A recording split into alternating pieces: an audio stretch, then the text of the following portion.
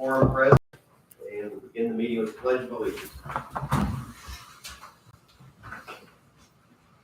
I pledge allegiance to the flag of the United States of America and to the republic for which it stands, one nation, under God, indivisible, with liberty and justice for all.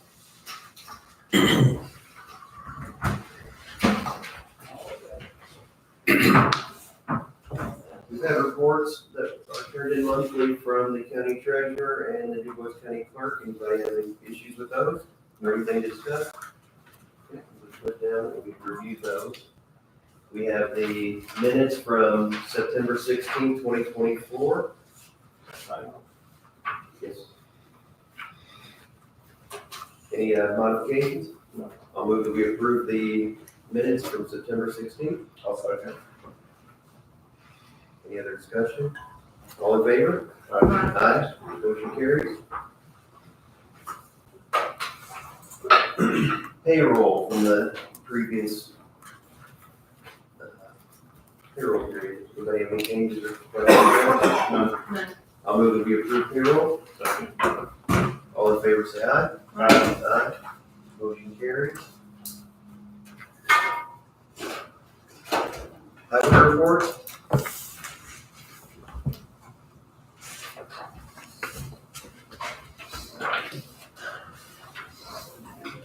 Good morning. Good morning. Nope. Oh, gee. I did miss the claims. We also have those from the last period. I don't think we approved those. So anybody have any modifications, changes to the claims? None. I'll move that we approve. Second. All in favor, say aye. Aye. Aye. Motion carries. Morning, Steve. Good morning.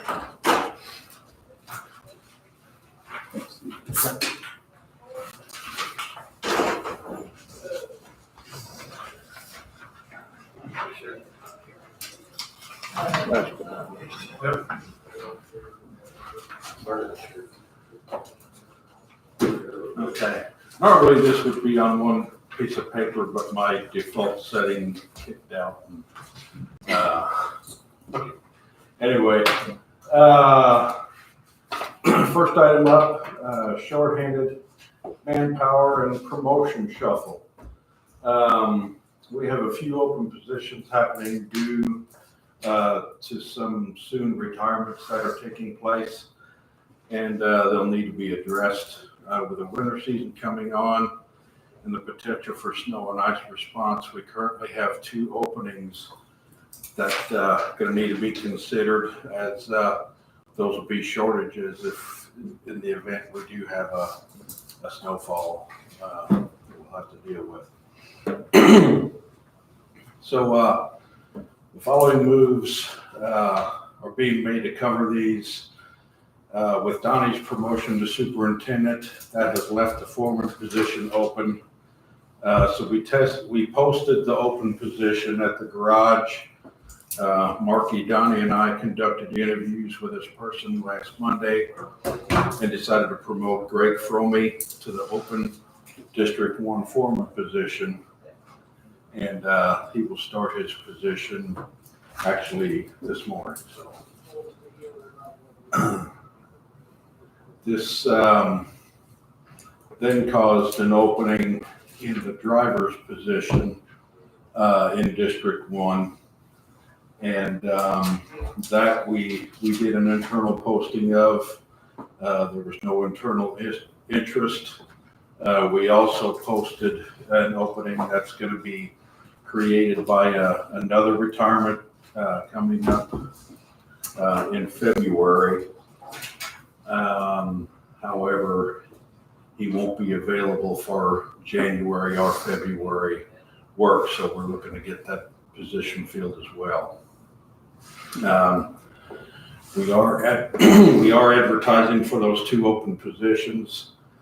We'll conduct interviews probably within the weeks of October 28th or November the 4th, where we're hoping that the commissioners can give approval on those hires on November 18th, and then the first work day for those people would be December the 9th. And we did check our pay line items, we do have enough money to carry that additional person for that extra month or so.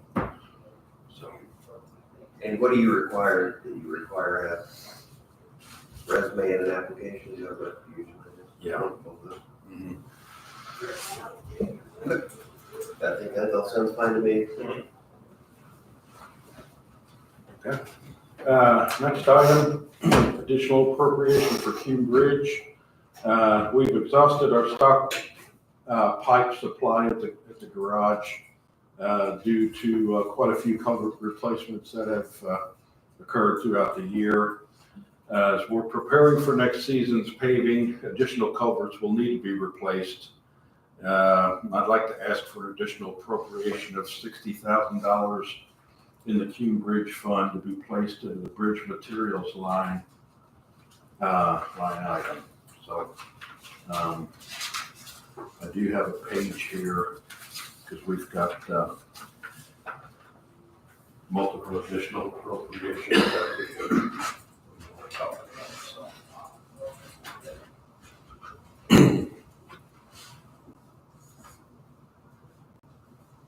What do you want to deal with? Yeah, we'll deal with them all at one time, please. Okay. Next item is the final equipment purchase this year. This is to address a critical safety issue at our shop. Our in-ground hoist, which was installed about the same year as the building was built, around 1966, has not been working properly for some time. The hoist was designed to lift vehicles overhead where mechanics work underneath it, and it's time to go. So what we're looking at doing, I've got a quote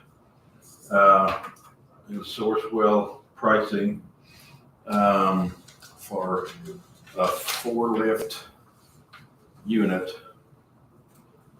Let me grab this here.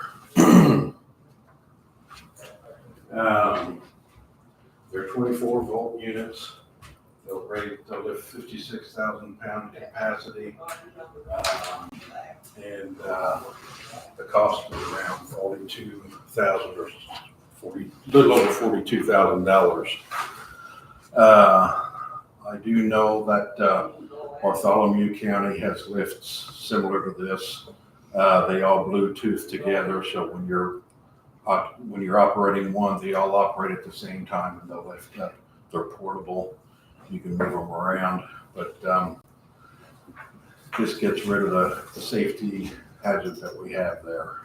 So currently, the one we have is in ground, right? It's a traditional thing you would see at a shop. Yeah. It'll have like a hydraulic lift. Mm-hmm. And this is something that's electric and is mobile. It's mobile. It comes on a 2-wheel stand. It's about so tall, so wide, and you can move it underneath the vehicle and pull them back out. So it gives us a little more flexibility. We're buying 4 units. 4 posts. It's 4 posts. 4 posts. Yeah. What's that mean? It's lifting all 4 tires. It's So you put 4 individual 4 units, you put 1 under each tire. Right. Yeah. 4 individual jacks, and they Bluetooth together. So when you hit the raise button, they all lift at the same time. You think that works just as well or better what we have or what? Yeah. What we have right now is, we've got safety mechanisms for it, but it's bleeding off. We're having some real issues with it. So our intent is to take the frame out. There's a sunk-in place in the floor that handles the frame of that hoist.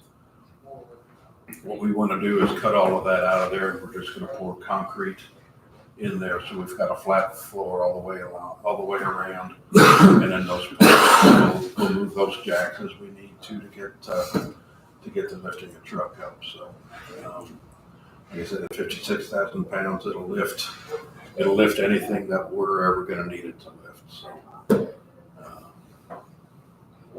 I'd like to consider purchase of these units. I guess this is the first I've heard of it. Do you have any questions? I don't know much about it. I don't. I don't have any questions.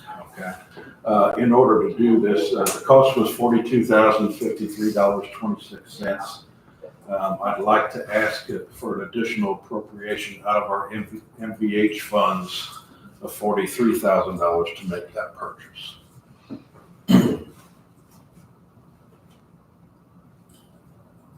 Okay, let's go on to the next, the other ones. That's Okay. two of the items. Yeah, the refuse disposal. We're running shy on disposal funds. I'd like to ask for an additional appropriation from the solid waste sticker and recycling fund of $23,000 to cover those expenses for the remainder of the year. And that's the last additional request I've got.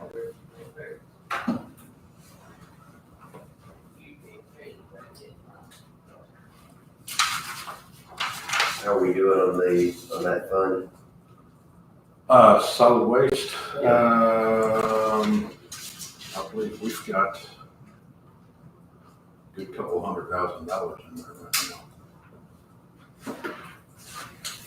No, I guess I don't really have any issues with the request, but maybe in the future, if there's, if they're big expenses like this, maybe you try to give it to us a few days, maybe a week before, so we can at least consider them if we have any questions asked for it, instead of doing it just on the fly. Mhm.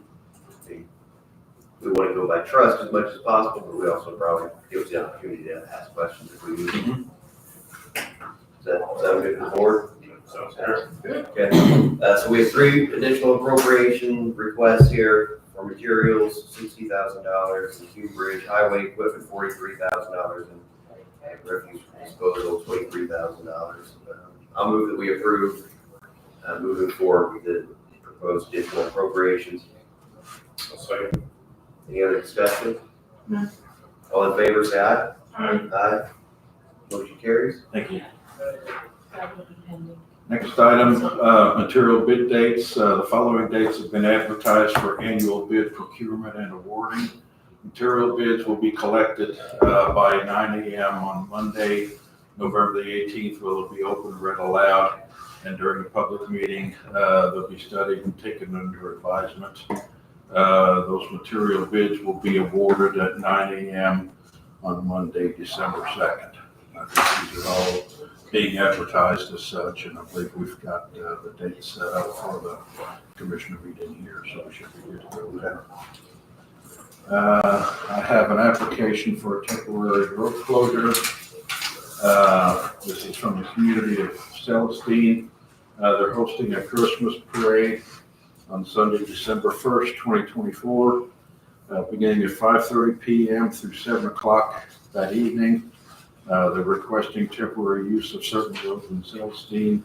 The parade is going to begin at the Celestine Church and travel north on Delahundre Street. Where they'll cross State Road 164, travel to Ellsworth Road. They'll turn left and proceed to Celestine Road north. There, they'll take a left, move south to St. Charles, where they'll turn back to the right, and then back south on New Orleans.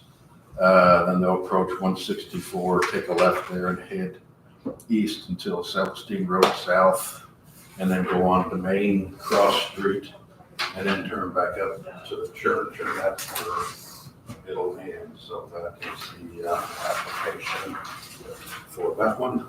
That looks familiar. Anybody have any issue with that? I move that we approve the town of Celestine application for temporary road usage on December 1st. I'll second. Any other discussion? All in favor, say aye. Aye. Motion carries. Ms. Berg, you want this back, or is this our copy? I can take it back unless Cindy needs a copy. She does not. Okay. Okay, last item up is the 2024 Distress Road Fund Annual Statement. We had a beginning balance of $69,274.31 on August 14th of 2023. And following receipts from the auditor of the state, interest accumulation and escrow account, money from the county auditor and disbursements due to paving, our balance in the Distress Road Pavement Fund right now currently sits at 88 cents on October the 10th, 2024. So, do you have any plans for that? Accumulation. I think we have a copy. Is this Okay. the official one? Sign both of them. Is that one?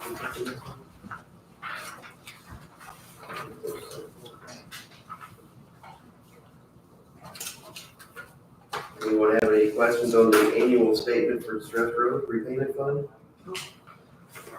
I'll move that we approve and sign the report. Second. All in favor, say aye. Aye. Motion carries. I'll take one. And That's all she wrote. got. All right, thank you, Mr. Mayor. Don, have anything? Donnie, No.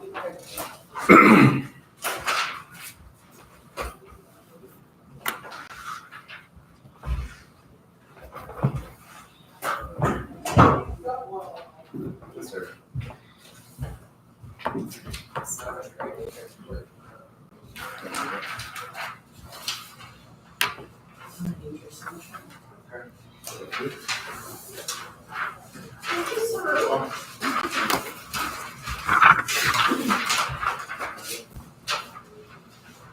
Okay, first thing, kind of is a discussion and then slash consensus from you guys what you want to do. So in November of this year, they're going to have a call for federal aid projects for safety funding, on one of the things. Currently, we are, I wouldn't say getting wrote up, but that they make notes about our guardrail entries. We have flared in sections, or we buried. They're out of date traffic rating, if that makes sense. So they're not up to today's standards. There's new things out there that are better crash rated. I'm requesting permission from you guys to go out and look at these bridges and try to get $2 million worth of work to treat these end treatments. They have this highway funding, the safety part is 90-10, which is fantastic. So the federal will pay 90, we pay 10. We'll still be out from engineering and all those other fees as well, but it's still 90-10 for all that as well. So it's going to be a significant investment from the county, but we need to get these guardrail treatments started to get them up to date on their crash ratings. So that's what I'm kind of asking your permission to move forward with. If you guys think it's a good idea, if you guys think it's a crappy idea. Those have been on our bridge reports for at least 8 years. Yeah. And it basically takes it from a curve thing, that square Yeah. unit that makes, I mean, it's a little bit safer. Yeah. And it makes it a little more visible too. Yeah. They use the red or the Yellow and black. Yep. I would be in favor of it. I like it. Anytime somebody else is gonna pay for something, everybody here benefits. So I mean, I know it's a taxpayer benefiting, but I mean, paying for it, but at least we bring it back here. I'm in favor of that. Correct. Do you think we have, so that'd be approximately a couple $100,000 out of our, yes, what fund would it come out of our the bridge? Cume Bridge. Come on, Cume Bridge. And you're happy that that's a good investment? I think it's a great investment. I really do. I think it's something we need to look into. We won't get, I have 162 bridges. Probably 75% of them get wrote up every year. We can't get them all, but let's say it's 60 bridges. That's pretty good. And maybe in a couple of years, we'll do it again. So I think it's a great idea to get that going, but roughly we're looking at $2 million worth of work to get all that done. I'll have better numbers for you later, but I want to make sure you guys are okay with it before I jump in and start. As an idea, I like it. I would approve it on our side. Would you not say? Oh, yeah. Anytime you can spend $100,000 and get $1 million worth of work. Commissioner Stefano? That is true. So as long as you get the council to be okay with the funding, I think, we'd be satisfied for you. I'm gonna sit down and get pencil paper and find out what the budget's gonna be, then I can get it for them and let them chew on it, make sure we're good. And I already go through the numbers. We ran enough rough numbers on Friday. I think we're gonna be fine. We're just gonna appropriate all that up front and then have NDOT reimburse us. So we gotta work that backwards. We should be fine. So, okay, I'm gonna move forward with that then, if you guys are on board. I'll have more later for you, but this just gets us started. Last community crossing project is going to Anthony Road West, 350 and 450. I'm hoping that they're done by the end of the day today. If not, they'll be done Tuesday. It is riding really nice. I don't know if Steve was on that road, but man, it rides really well compared to what's hit by. So, Last thing is some of our maintenance projects that I've mentioned to you guys before. So County Road, our Bridge 300, which is on County Road 300 North, Coonsides Bridge, we're going to pave those approaches because of the deck. It's bad. The deck's got a bump, and the bridge is dropped down, so we're going to try to smooth that up.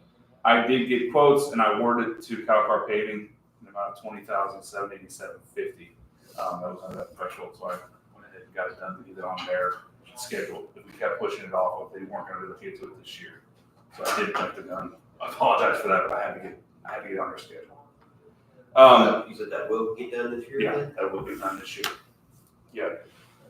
The next thing is the polymer thin deck overlays that I mentioned before. Bridge 77 on 600 West, Bridge 92 on 500 South, Bridge 74 at the intersection of Shiloh Road, no, not Shiloh, 400 West at 150 North, that's Miss Spring. And then 276 at Mariah Hill Road. So as you can see, I got 3 different quotes from Enking Pressure Cleaning in the amount of $45,035.39. CNR Construction in the amount of $57,346, and then E&B Paving in the amount of $72,659. So a little background on Enking. We've never done work with them before, but I've talked to 3 other counties who highly recommend them, have done this before, and one of the contractors on this list actually got the quote from Enking to do the work. So it tells me they're willing to go get their number. They're pretty good contractor. So that made me feel better. And I personally talked to the guy from Enking, had probably a 20-minute conversation with him about what he does, how he does it.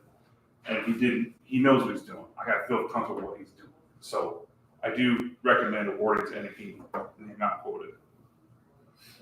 So it's just an overlay, anybody with the right equipment Can get it done. spread it even. Yeah, and they said he's very good with attention to the 2 counties that I talked to, 3 counties I talked to, Harrison, Delaware. What was the other county? Maybe it was only 2, that was 3. But anyways, they said he's very good with attention to detail, so. And he doesn't mess around.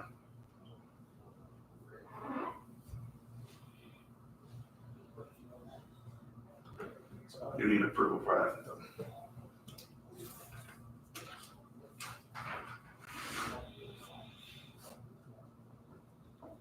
So Mr. Schneier, if one of these quotes wouldn't have came under $50,000, then we wouldn't have done it correctly, is that right?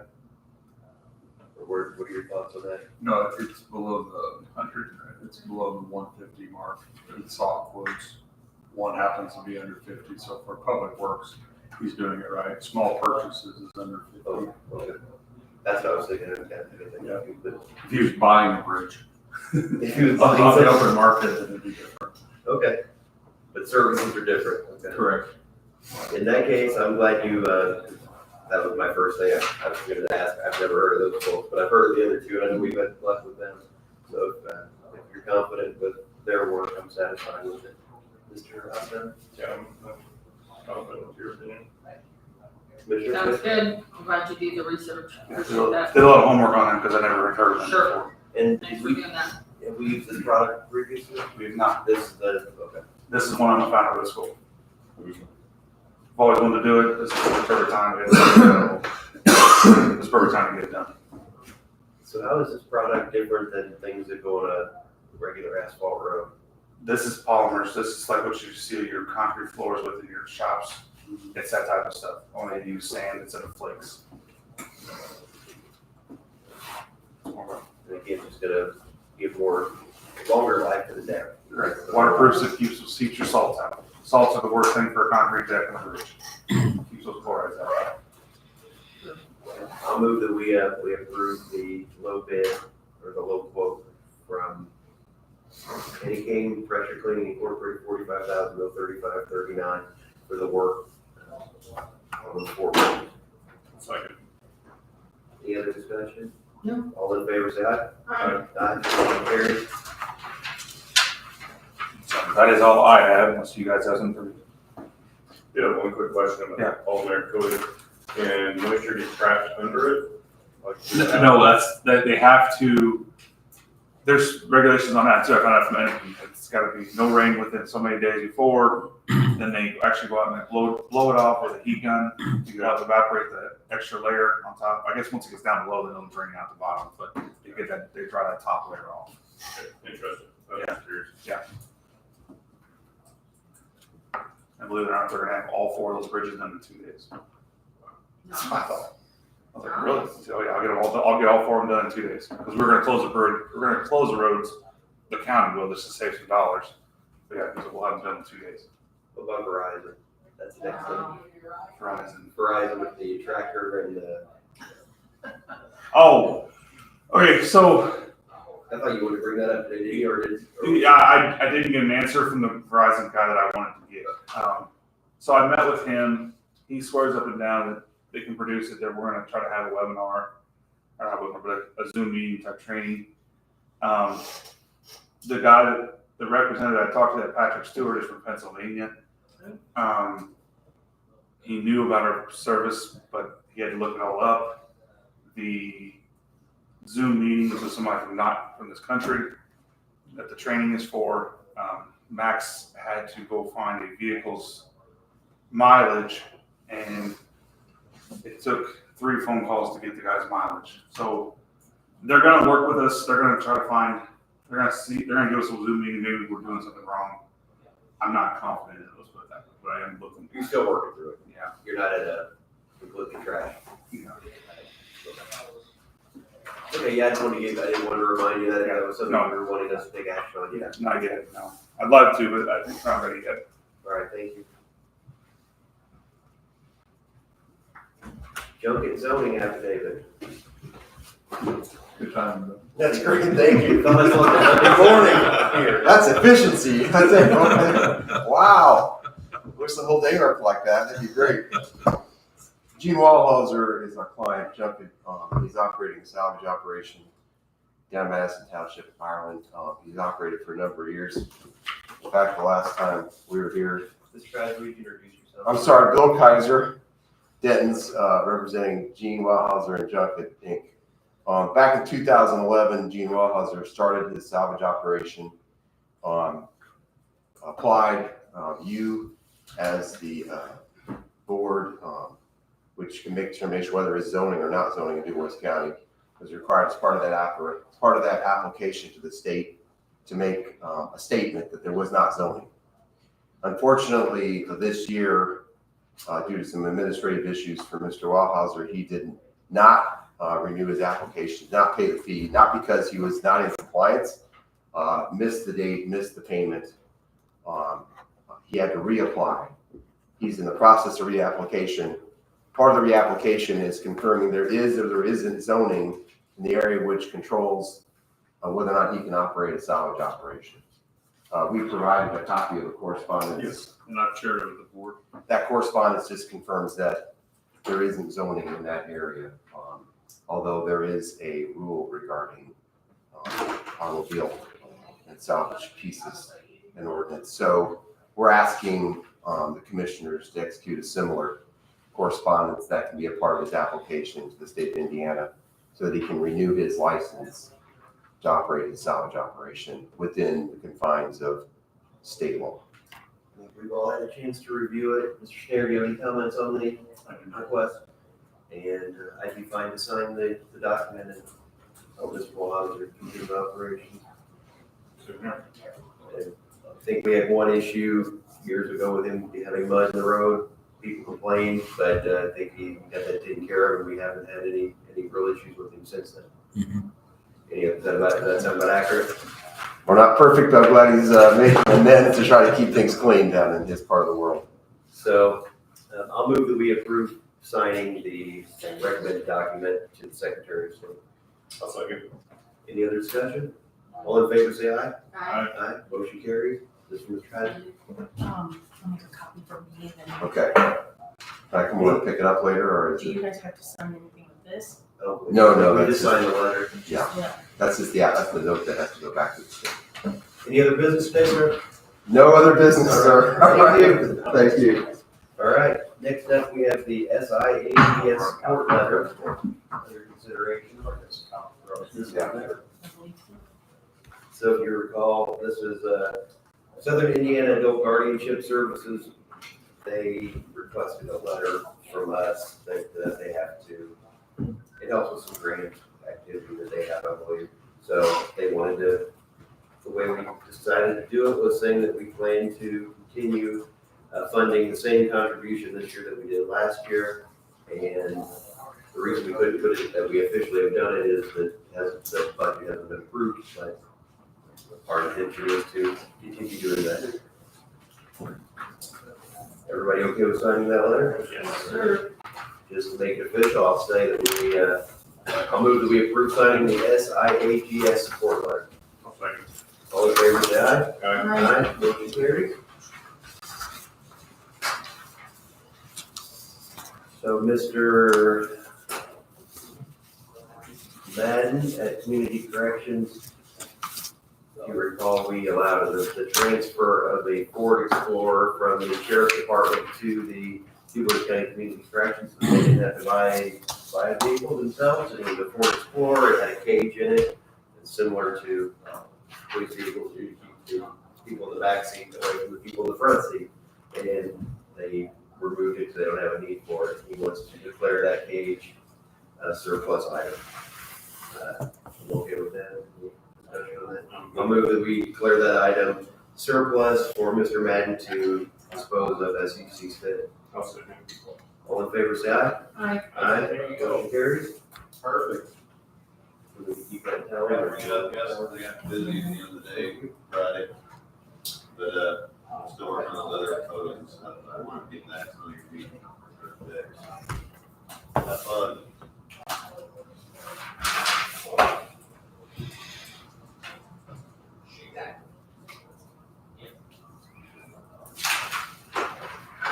So I think we're gonna do this at the end of the meeting. You guys are good with that?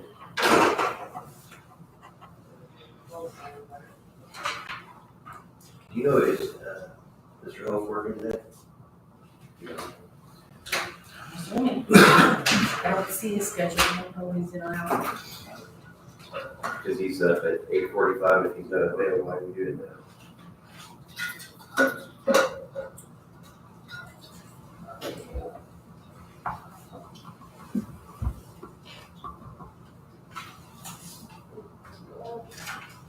Do you have something you want to share with the board? I just got a couple of questions. Yeah, come on up, please. Won't take you long. Yeah.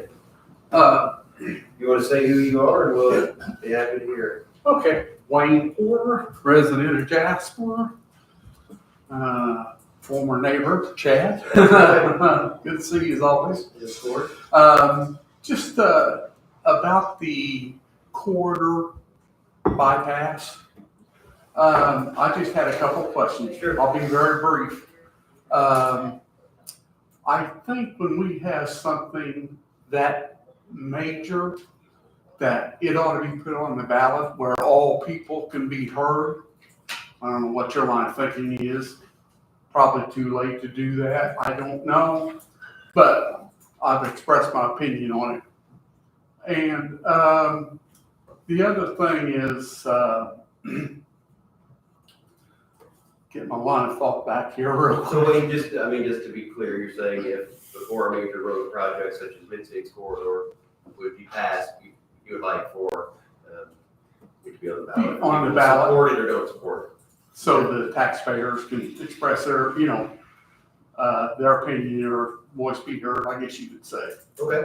So, but, I'm thinking here, apologize, I had a couple of medical problems and sometimes the brain goes blank on me. That's okay. Take your time. But, You have 15 minutes. Yeah, well, I don't use that much time. But anyway, I really think that should be on the ballot so everybody can be heard. And also, trying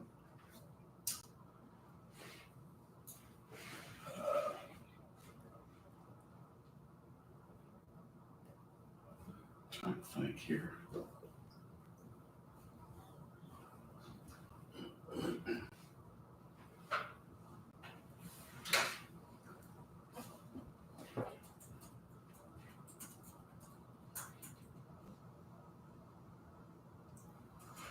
Do you, as a council, or commissioners, do you receive information from NDOT? I've talked to other politically elected officials, and everybody seems to want to run as fast as they can to get away from it, honestly.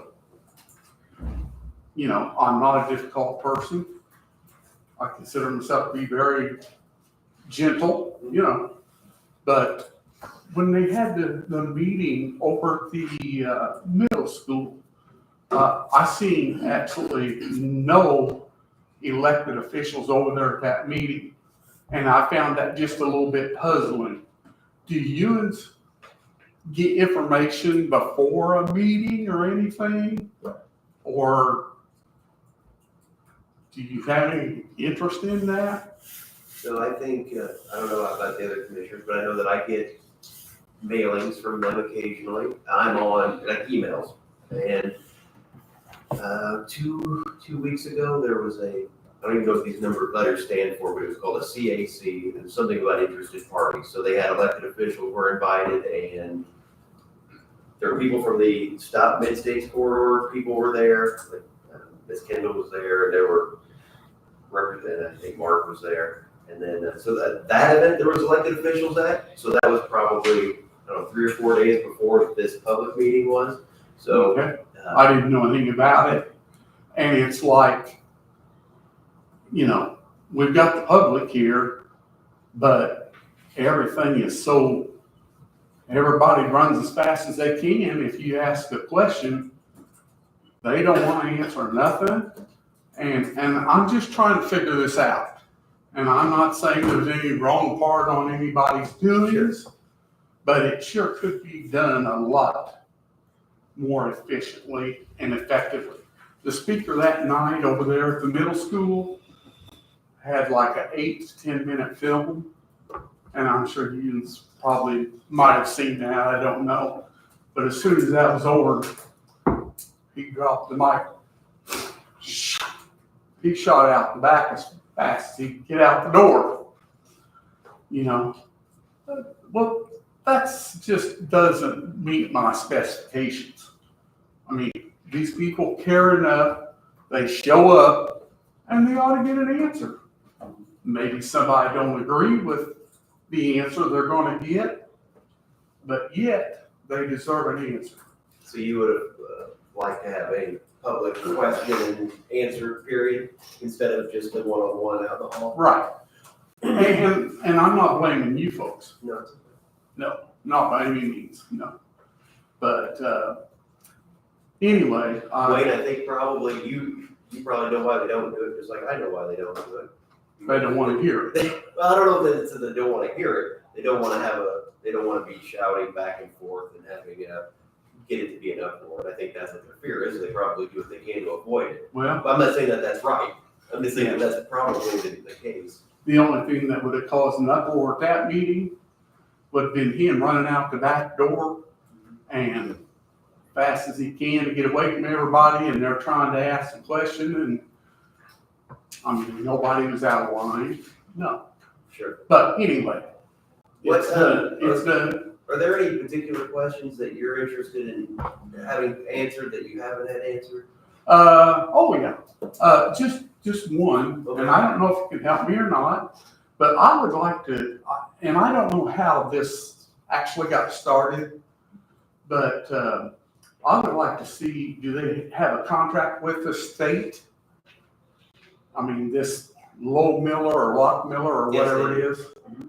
I would like to see a copy of that along with the signatures, who originated this or whatever. But nobody wants to talk to me. See, that would likely be on the gateway, would it? I'm assuming that.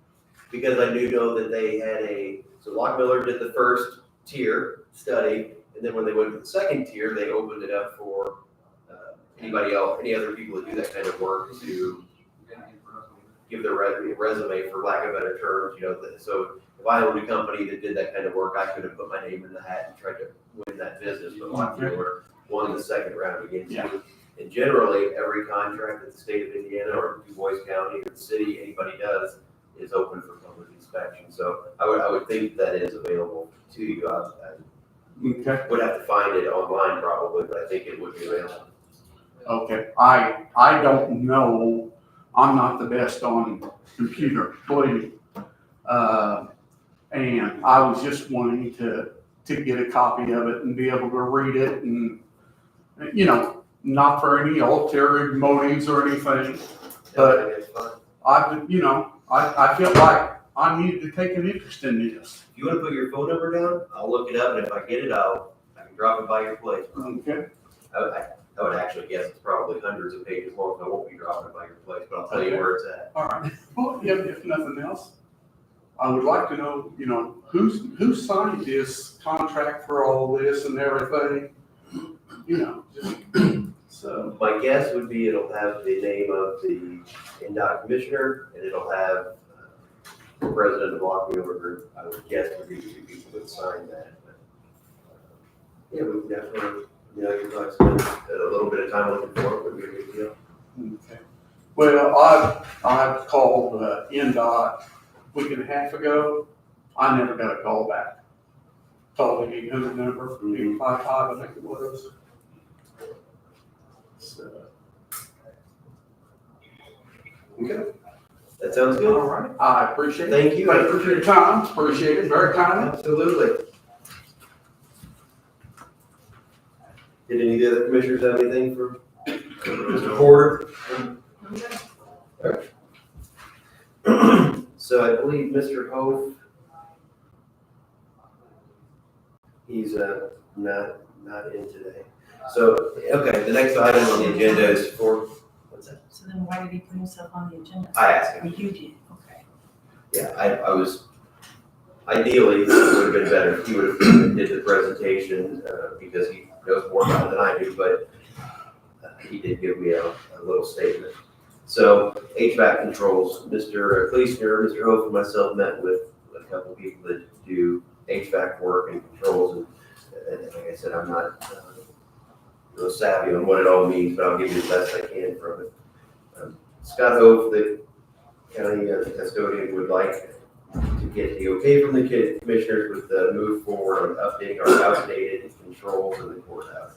My understanding are the controls are part of the system that it's not the blowers, it's not, there's some components that have been updated and are modern, and there's other parts that make those things work that are outdated. And the belief from the Messmer's representatives were that these things were 60 years old maybe, and they're pneumatic, so they move by air, and it's just it's a couple generations ago of technology.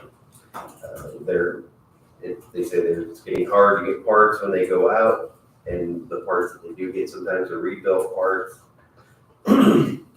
By switching to updated control system, to be more efficient, and at that same time they can get, I guess, like a lot of systems now, it'll download to the computer.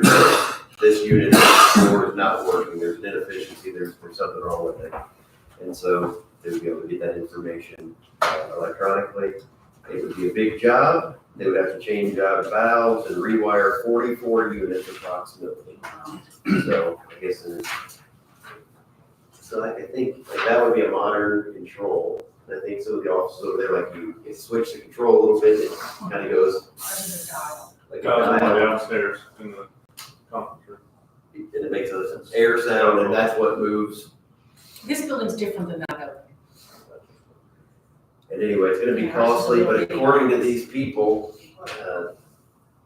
these are the people selling us some things, so I don't, but take for what it's worth. They said it'll save a lot of money on utilities because it'll open and close things appropriately.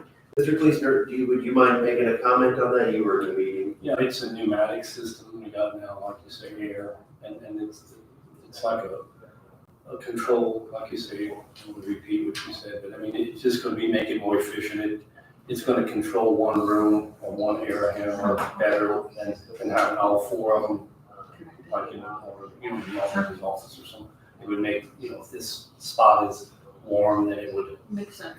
and, but it's an expensive system. We put it, you know, similar systems in the jail and the community corrections. Now, that we want to provide, but,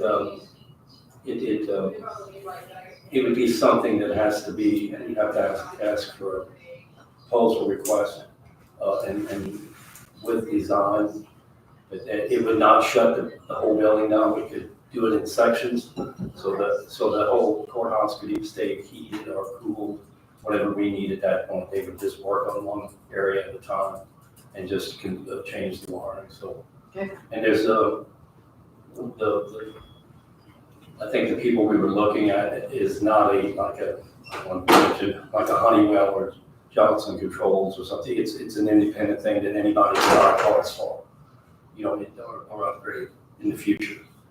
Whereas I think the jail has got the Johnson Controls system on it, and we probably have to go back to Johnson Controls to get any kind of parts or service. And that's what we didn't want to have at the courthouse. We wanted to let local mechanical contractors be able to do the work. And that's Mesmer. Mesmer or Behringer, or someone who wouldn't necessarily be Mesmer, but Because if you buy a proprietary system, then you would buy it from them and they charge whatever they want to charge. And if it's a more free market, open market, that you can. But we would probably have to put together a contract, because it's probably gonna be over the amount that we, I believed it was a public works, because it was an alteration or a renovation to an existing system in a building. So, I think based on the numbers, whether it's a quoted project or formal bidding process. The thought was it could be as much as $150,000, correct? right, So my thought was, if you're close to that, you just do the formal bidding process, and then you're not wrong. So where I stood on it was that if we have an outdated system, and I don't know if I buy that it will pay for itself in 3 or 4 years, but maybe it will. If it does give us some efficiency, then it seems like a good project to move forward with. Just wanted to hear the opinions of the board. Mr. Ostetter, what do you have any thoughts or any knowledge on? It sounds like we at least need to explore it a little further and find out, yeah, if it's more efficient, I think it's a good way to go. You explained it well. I think we'll get the bidding process started. Okay, so I'll let Mr. Hope know that we can begin exploring that. Sure. Or further.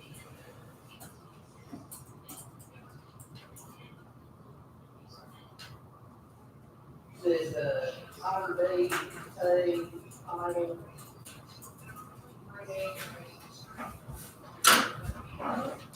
Sandy, would you like to talk about the computer replacements? We are on our cycle to start replacing machines that are 5 years old. And we also have some machines that cannot be updated to Windows 11 next year. I think I have a list of 31 different machines I'm on the list right now. I want to see it. It's at a cost of $40,683.87. Matrix went through our machine list just to see what could go to Windows 11 and what could not. But there's several, I mean, we're starting on that cycle of every 5 years, my office, the treasurer's office, small claims. Some of them are 5 years old now. So the flat rate professional services, I did ask him about it. It takes about 2.5 hours to build a computer and put on our exact applications that we use. Each office has different stuff. Like I have financials. Another office may have Odyssey or legal stuff. So they have to custom build each one. Each office is set stuff. and the reason that was discussed is it's, $12,000 is the price. Seems pretty, that's quite a bit of money. And does it, And they do give us it at a discounted, the lowest engineer rate. and so all of these items that get installed, these are things that we're paying for separately in different contracts. They're just putting them on for us. They're including all of it. Oh, sorry, you're good.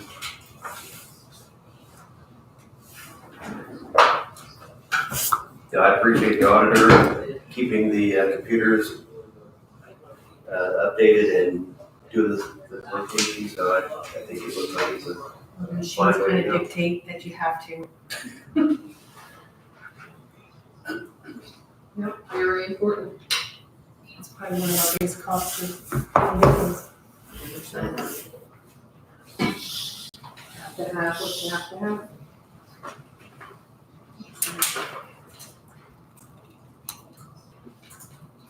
Any discussion on the computer replacement? No. All right, I think you have the consent of this board to move forward in whatever capacity you have to. Well, I think we've discussed using ARPA money this year for that purchase. So That works for we me. can order it anytime this year.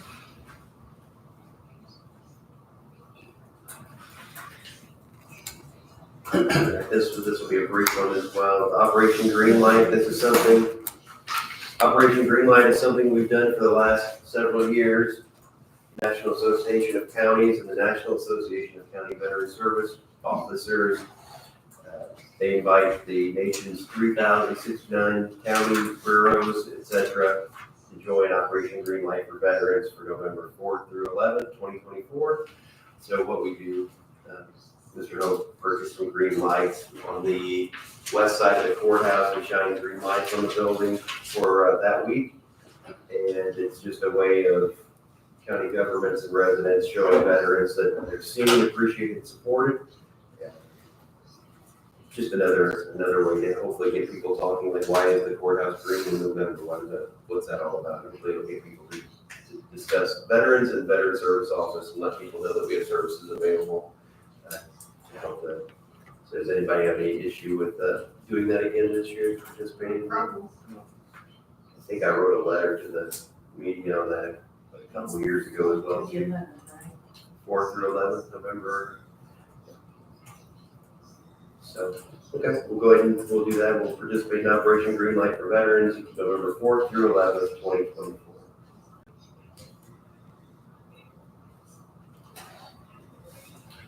So 2025 appointments, we have that on our agenda as well, so that'll be coming up soon. We'll need to, I think Pam sent you guys a list of your appointments. Did you know? she did. This is my master list of all. So we're gonna have a good number of people, like we do every year. We'll have to appoint different boards and positions. So just, did you ever want to look at this, or? Yeah. Can you send out the master list, or did you send out? I think Pam sent you guys all, and she emailed you a list. Okay. Yeah. I didn't And she know gave if me that was my the master. Okay. Yes, sir. You know, on appointments, you know, the sewer board, we lost a member there. You know, sort of, that's I have it on my list of updates today. commissioner appointments, because it was kind of confusing in the meeting there, but that's a commissioner appointment. Right. Commissioner Hostetter, do you want to just, do you have anything to say on that at this time? Yeah, I was gonna give an update on the regional sewer district. We had 2 training workshops so far, put on by RCAP. They're to help us train new board members who may not have served on board before, just how it works. And in the process here, we had one of the board members step down. He is our representative for the Southeast School District. So we will find somebody from the Southeast School District that lives outside of the Huntingburg or Holland. I believe it's just Huntingburg and Holland. Huntingburg. Southeast Certainly, gosh, sorry, I forget them. So is he southwest or is he southeast? No, he's southeast, so it's somebody outside of Burton. That's not sewer by Burton. That's what we need to find a servant on that board, So he resigned. yes. So, You have any ideas on that one? not yet, I got my feelers out, but I don't have anybody yet. And I believe we have, 60 days? Which we clock ticking, but 60 days to replace them, but I think the sooner the better because of these trainings. I think the sooner we can get somebody in that position, the better.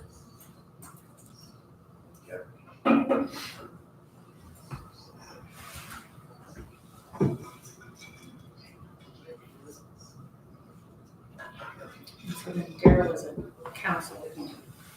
Just he told me to come at a regular meeting. And I didn't mean to jump ahead of you. The reason I said it because he called me right after the meeting. Oh, really? And then and I told him he needed to put it in writing. Yeah. I had an email and just had it written down here, so, you know, so. I didn't mean to jump in front of him. Mr. Schneider, do you have anything for the board today? I do not. Maybe you guys want to go to a plan to have a final listing in December or? I would say that at our next meeting, we can put it on the agenda again, we can all reprint the list, we can at least start talking about it. And then we'll, I didn't know if you had a drop down date and do it be nice to have it done the first meeting in December. just keep putting it on the agenda. Does that work for the board? Yeah, I mean, gotta knock out the low hanging fruit, figure out which ones you might have to work a little harder.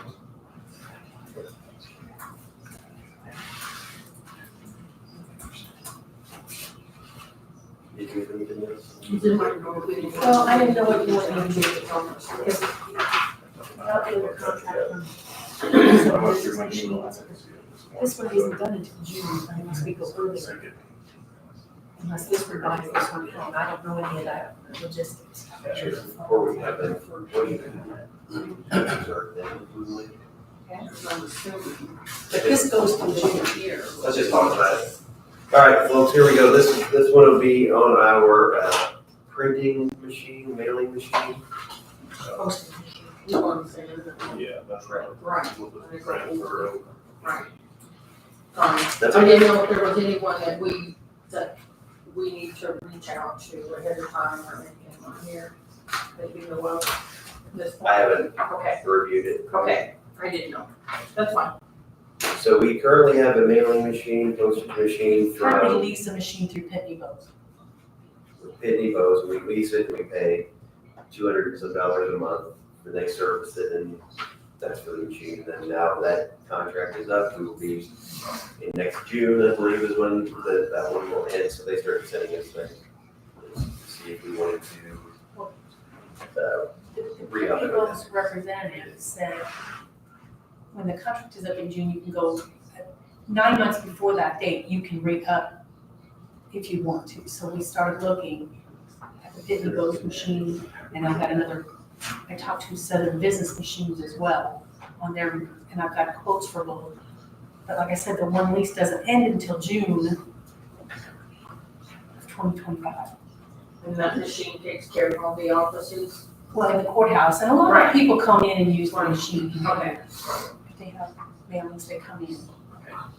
Because it was such what seemed like a large price, $288 a month for 60 months. I thought, wow, that seemed pretty steep for a postage machine, but I didn't really know. So I thought, or wanted to make sure we weren't overpaying, and so work The with thing Sandy. is, I mean, I have a 4 hour, if something goes down with it, they have to be here within 4 hours to fix it. Oh, And I thought, well, maybe a local business takes care of it instead of a company from outside the area. I don't think that they I think do. he comes from Louisville. I thought Hoosier Business Machine or somebody like that would do the work, and I don't think they do it. I think you look, you ask, and they don't. Yeah, So I asked if we could find another quote, and say needed some work, and Southern Business Machine is a company from Evansville, correct? And they sent us a quote, so their monthly amount is similar, it's $244.95 a month. The other one was $68 a month. Over the life of the contract, it would be $2,600 cheaper to use Southern Business Machine. So the question would be, we know what we're getting with Pitney Bowes, we've used them for. Now, I do know that when you have a postage machine meter, you don't rent the meter. You have to put money into a reserve account and you pull that down. You'd have to switch companies if you do this other machine. So what our money in our reserve account, I have to use it up, or I don't know how that works. Because it's like buying postage. So I think I'd be happy to say where we're at, I mean, in a situation like this. I'd always lean towards the local company, but since it's not who we're currently using and we're happy with their service, I would generally go with where we're at. Pitney Bowes. So So I don't know what. If you're okay with the service that we have. And like I said, if I call, they come, so. Okay. And that was kind of the thing, I thought if they were gonna say one of them was half the price, that would be something, but we looked at it, it's $2,600 over 5 years, so you would be taking a risk, I guess, going in with somebody new. You could always ask them both if they do want to match this other price. I say we'll start quick, that's a wonderful idea. If we got some time here. Yeah. Now, if we want to, we can upgrade the machine earlier. Pitney goes in this 9-month window, or 9-month window. And I think that's why they reached out, because we're in that window. It's one of those where I always like keeping people on it, especially with something I don't have the idea about. Right. $260 a month to let a machine sit there and see how it would be. It's not because of the working. And I know that things are changing, the standards are changing and this machine meets those standards from 27's change. Go for it, do it. Our next item is gonna be insurance benefits. Could you give something that, you wanna talk about the sheriff's department first? Is it something quick or? I don't know, they'll be quick, it's just about IT stuff. So I can wait. Okay, I we'll can wait. we'll do it that way then. All right, let's have the 2025 insurance benefits. Good morning.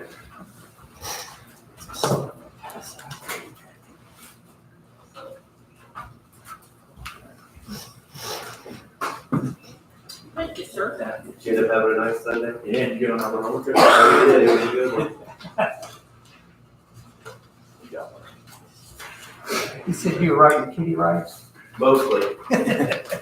You ride them or the big ones that sit and watch? I'm under that age. Yeah, I think I'm the age where if I rode roller coasters, I wouldn't be here today. Yeah, I did that with my daughter one time, and I remember as you get older, I used to love roller coasters. I couldn't wait to get like a Hulk or something down in Florida. When I got off, I could barely move. It's like, Yeah, a week worth of neck pain is it? it's not as flexible as I used to be. Oh, sorry about that.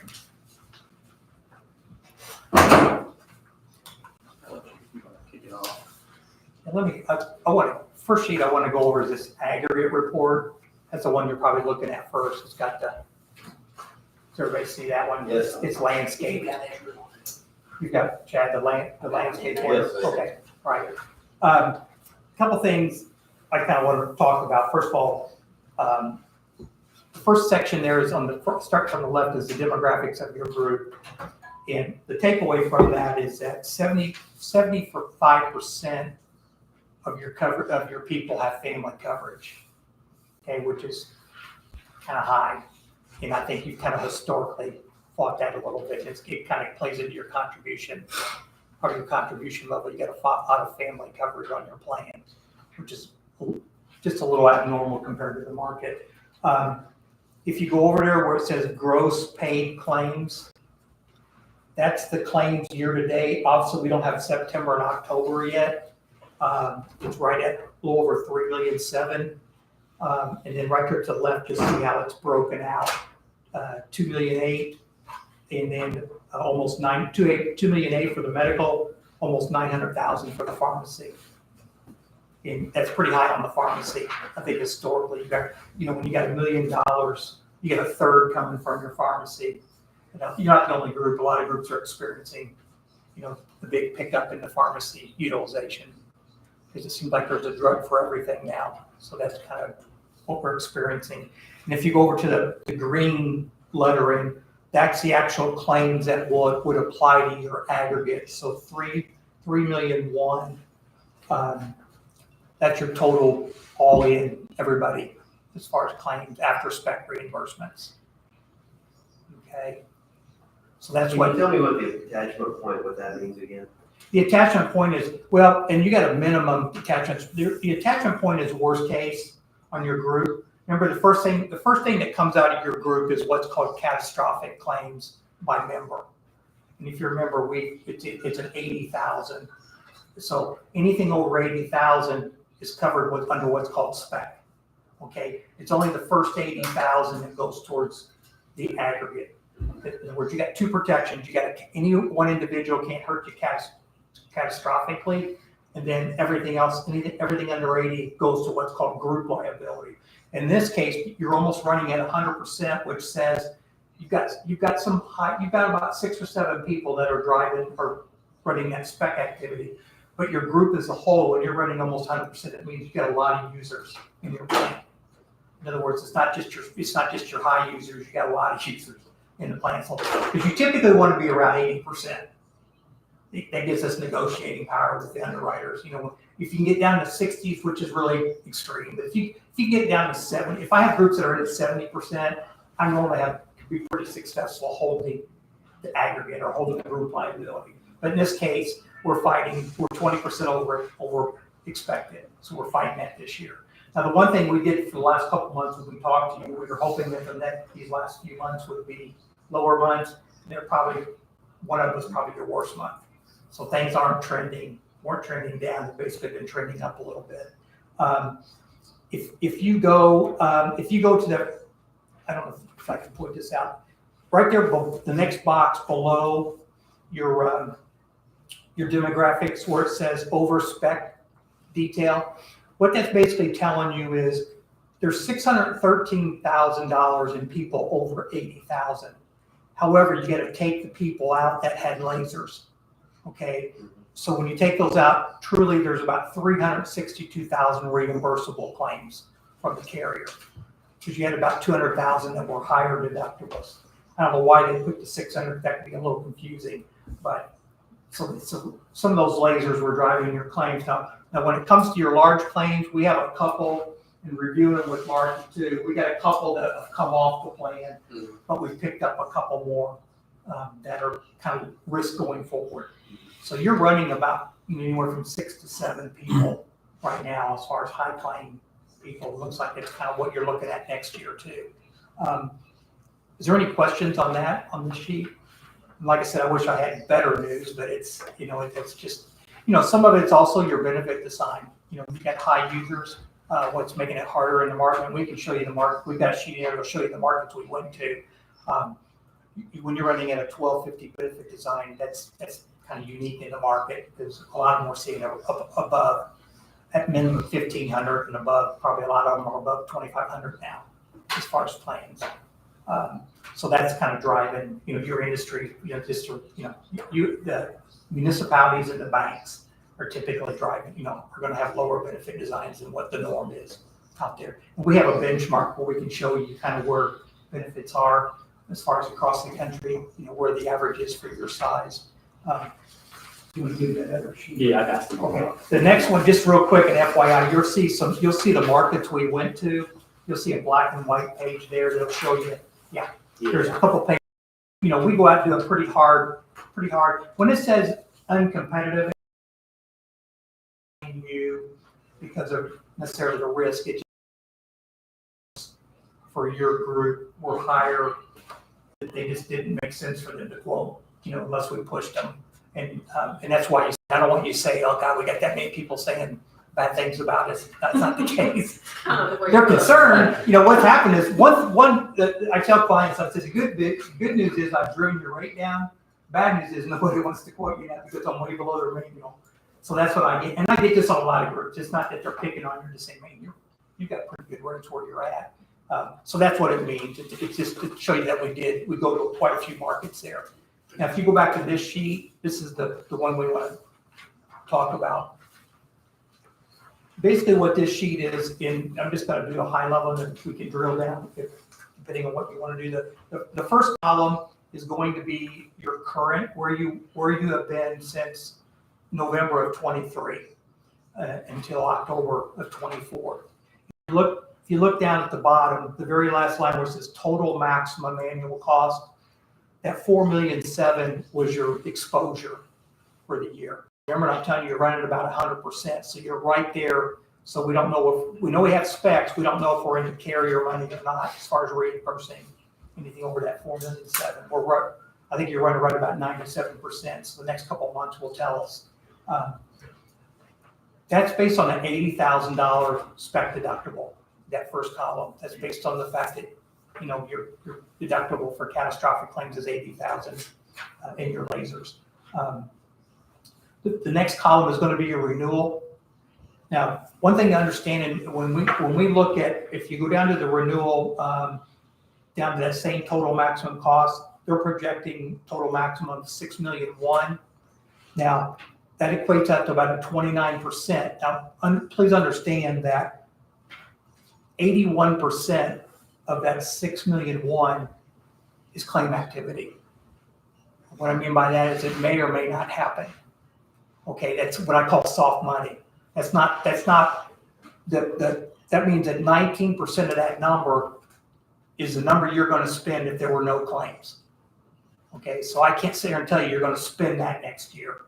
I mean, we could come in here this time next year and you're running at 80%.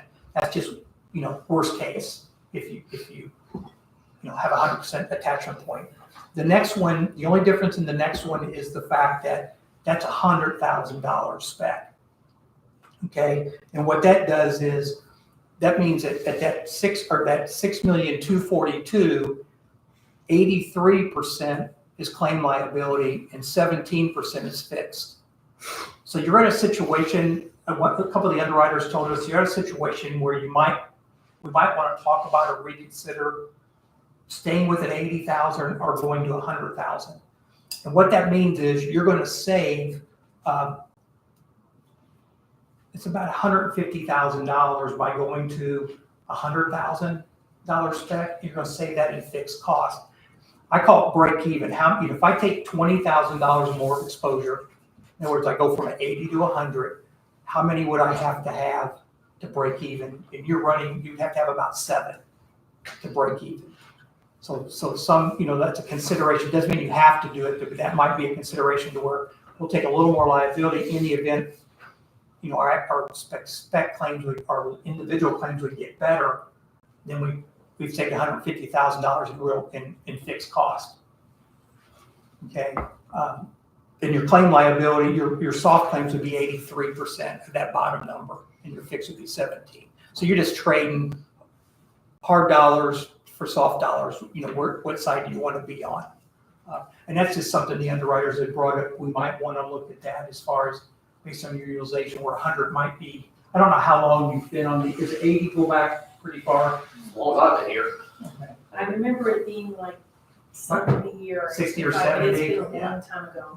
And you don't have to do it. I'm kind of on the fence because if I were sitting here today saying it would take 7 to break even and you're running at 3, I would say do it because you're not going to hit that. You haven't historically hit that number.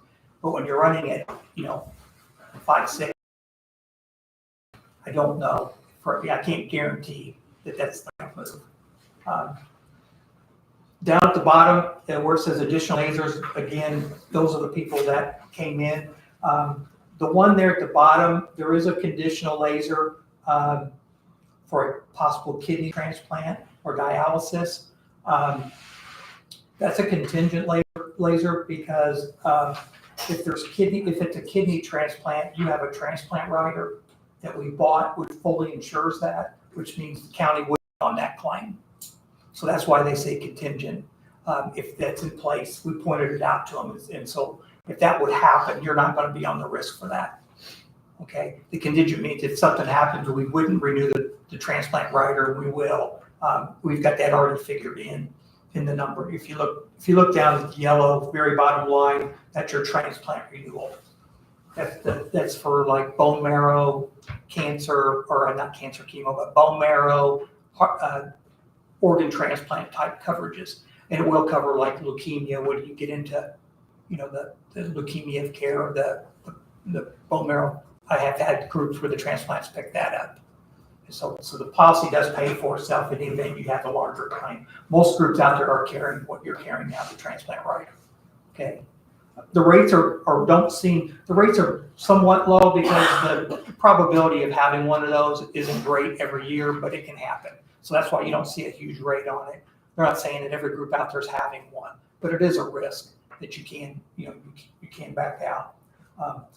Everything is firm. I mean, there's no more underwriting as far as going back to the underwriters. Just a matter of what the county wants, you know, if they want to consider staying with the 80. Again, 83% of it's gonna be just claims. We don't know, I mean, it's soft money, it's not something I'm gonna sit here and tell you you're gonna spend next year, it's just a liability we're gonna take. Just a lot of lasers. Yeah, they choose. Well, I go back, but if I go back historically, you just have had, Right. yeah, I mean, just when I was, remember the day when we had- I don't want to think too. Every- The lasers on you. No. Because historically, you've had quite a few lasers. Years. Now, this year, like I said earlier, we had a couple come on, replace them with somebody else. So if you take those names and we go out to the spec reimbursement, they don't match up completely. Because we've got some new names they're concerned about going forward in our, and I won't get into those because it's as far as in here. If you have questions, Marky has that information, and we can provide it to you. You know, one-on-one if you want us to.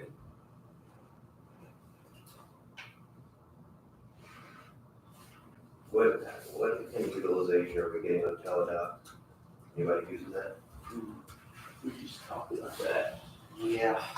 We can get it, I know it's available. Yeah, we have a full report. We have to get it from Teladoc just to see how many users. Did you hear about anybody in your office using it? I'm gonna defer to Brooke because I don't. No. You guys use it? Highway department? You know of anybody that's using it? Teladoc, I've used it twice. I use it 2 or 3 times.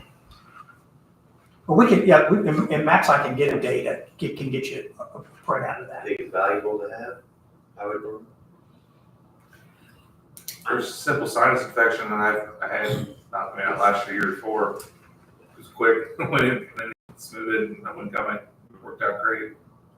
Same here.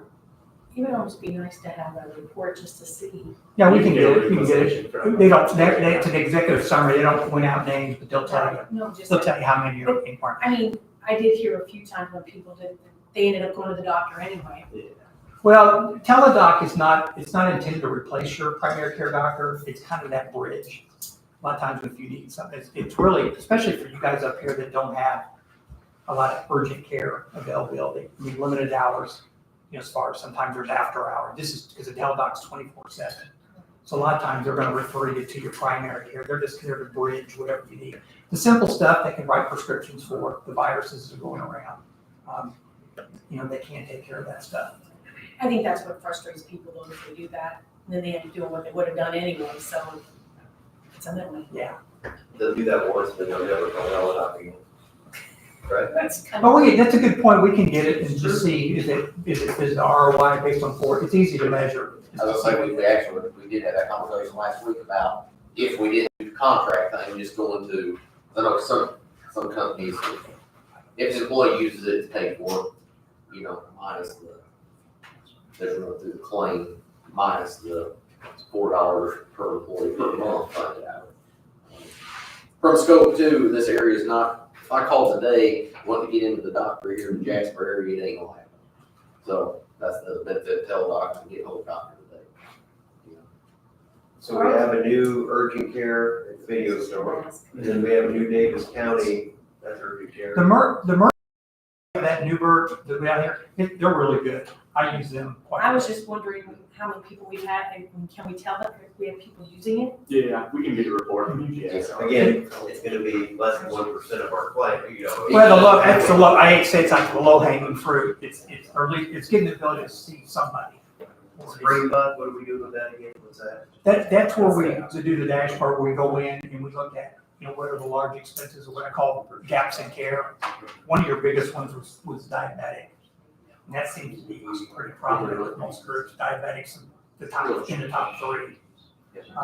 The thing that's, you know, when you look at the claims, I told Max, when you look at the spec activity, 300-something thousand, if you back on that ag, you've done 3 million in claims.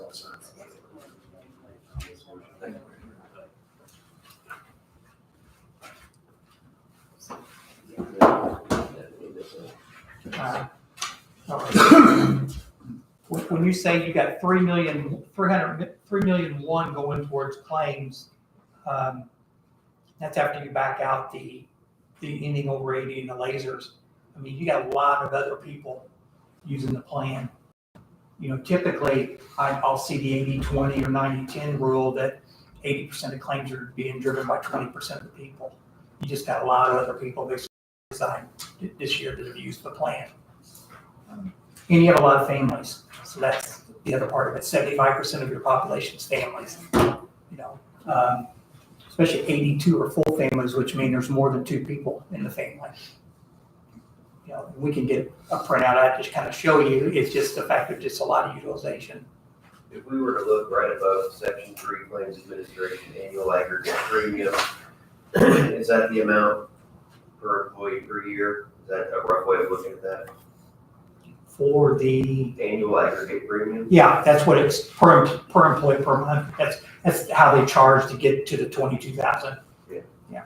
Same way with the spec higher.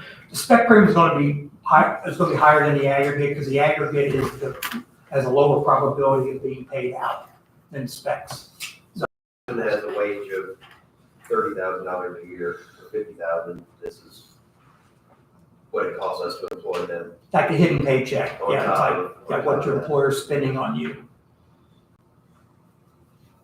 I don't know, do you do that? Have you done that much, the hidden paycheck? I call it the hidden paycheck. Right above section. Oh, yeah, we've never done a total compensation statement, but we have, through the Steel platform. That's why I was asking for those numbers, because they got employee cost, employer cost over there, so. I think we did one of those, didn't we, like 4 years ago? Sometimes it's good to share with your employees as far as what, you know, what the county's really spending on. Some reason I was thinking, And on that benefit sheet, it's on there. We didn't do an actual benefit statement or a total compensation statement because as good as our medical plan is, that it, all of our eggs are in that single basket. It's not like we're providing anything, we don't provide anything on dental, nothing on vision, nothing on disability. So it's, I mean, your sheet's gonna be very, very small, just a medical line item and a life. Well, yeah, medical and group life. That's it. But the, And the benefit sheet but that like we Chad's did. saying, that's a big spend on the medical side, you know, what you're putting out there and what liability you're taking. Mhm. And the new hire open enrollment, that sheet's got it already built in. So. Yeah, like I said, I don't know if this is the thing we talk about every year to clients is, you know, the biggest impact to your liability is gonna be your benefit plan. So it's a quick, you know, where do you want to go with that over the next 2 or 3 years? Because when you're at a $1,250 deductible, that's what moves the needle as far as that claim liability is the benefit plan that people have. The floor we see normally is about a $1,500 deductible. That's for what we call the rich plan that people have, and then you'll see it move to like $3,000 and $5,000. No deductible. I have 3 plans in there. That's what we're used to seeing even in our group. but really, even if we took it up $250 and everybody fully utilized it, it'd save us $54,000. It's going to be where I had it the other day. Is it more disruption to employees and savings to the plan? It sounds like we want to be close to the market, you know, we want to be better than the market, so we have to, try to attract a benefit package, but yeah, that still doesn't save, that doesn't get us into the $100,000 savings either. Well, you get the bigger plan. Well, if people get bigger, some of these people, we could do a report just to show you, you know, how many people were halfway to the 80,000. And my bet is there's a lot of people on there, you know, with this kind of utilization. That, you know, how many people are, you know, we know who are over 80. Okay, how many were over 40? And then you can see you've probably got a lot of people in there that, you know, raising the deductible. What I mean by that is there's a lot of people probably hitting their out of pocket.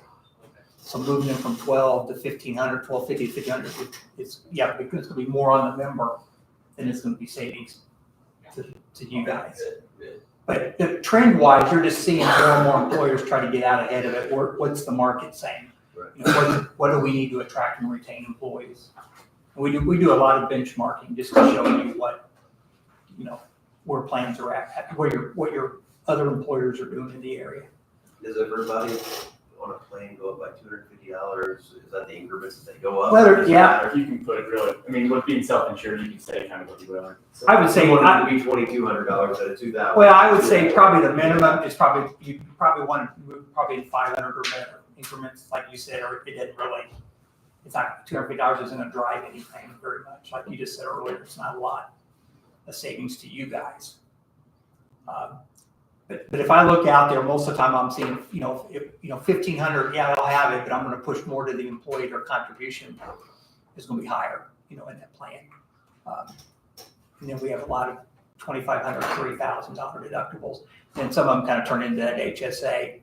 Do they want to set money aside? There's a lot of doing that. I do it. I'm on a 3,200. So and my wife, I max out on diabetic every year, so I set that money aside. Just so I say the tax on it. Every year I max out on her, so I just try to set it aside and at least not pay the tax on it. I'm not accumulating any money, but I know at least the money I used was tax free. So that's the kind of things of educating people. That's something just over time we might want to look at to see. And it takes educating the people as far as if they're willing to set money aside. Some are living sometimes check by check, so it's kind of hard for them. It's easy to say, kind of hard to do. So We've made the commitment not to raise anything for 25, but we look at 26. we could, and during this next year, we could give you the benchmarking as far as we'll be more than glad to do that to kind of show you what's going on in the Boise Carryover County. I just did that with Thermal too.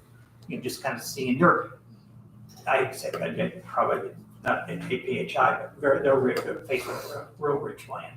So they're kind of going through the same pains, high utilization and got a rich plan. So what do we do? So you start with the benchmarking. Where do you sit with other employers in your area, and where would it put you? If you remember, I think Lisa and she mentioned county was the one of the highest utilizers. or that last year, 2 years before, she happened to mention it to me in a meeting. So.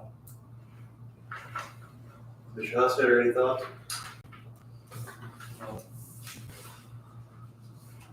Mr. Stefano? No. Okay, so is that the whole presentation? Yeah, Those three yeah. pages and Mark? Yeah, I want to keep it, if we could give you just here, kind of with PHI, keep it kind of.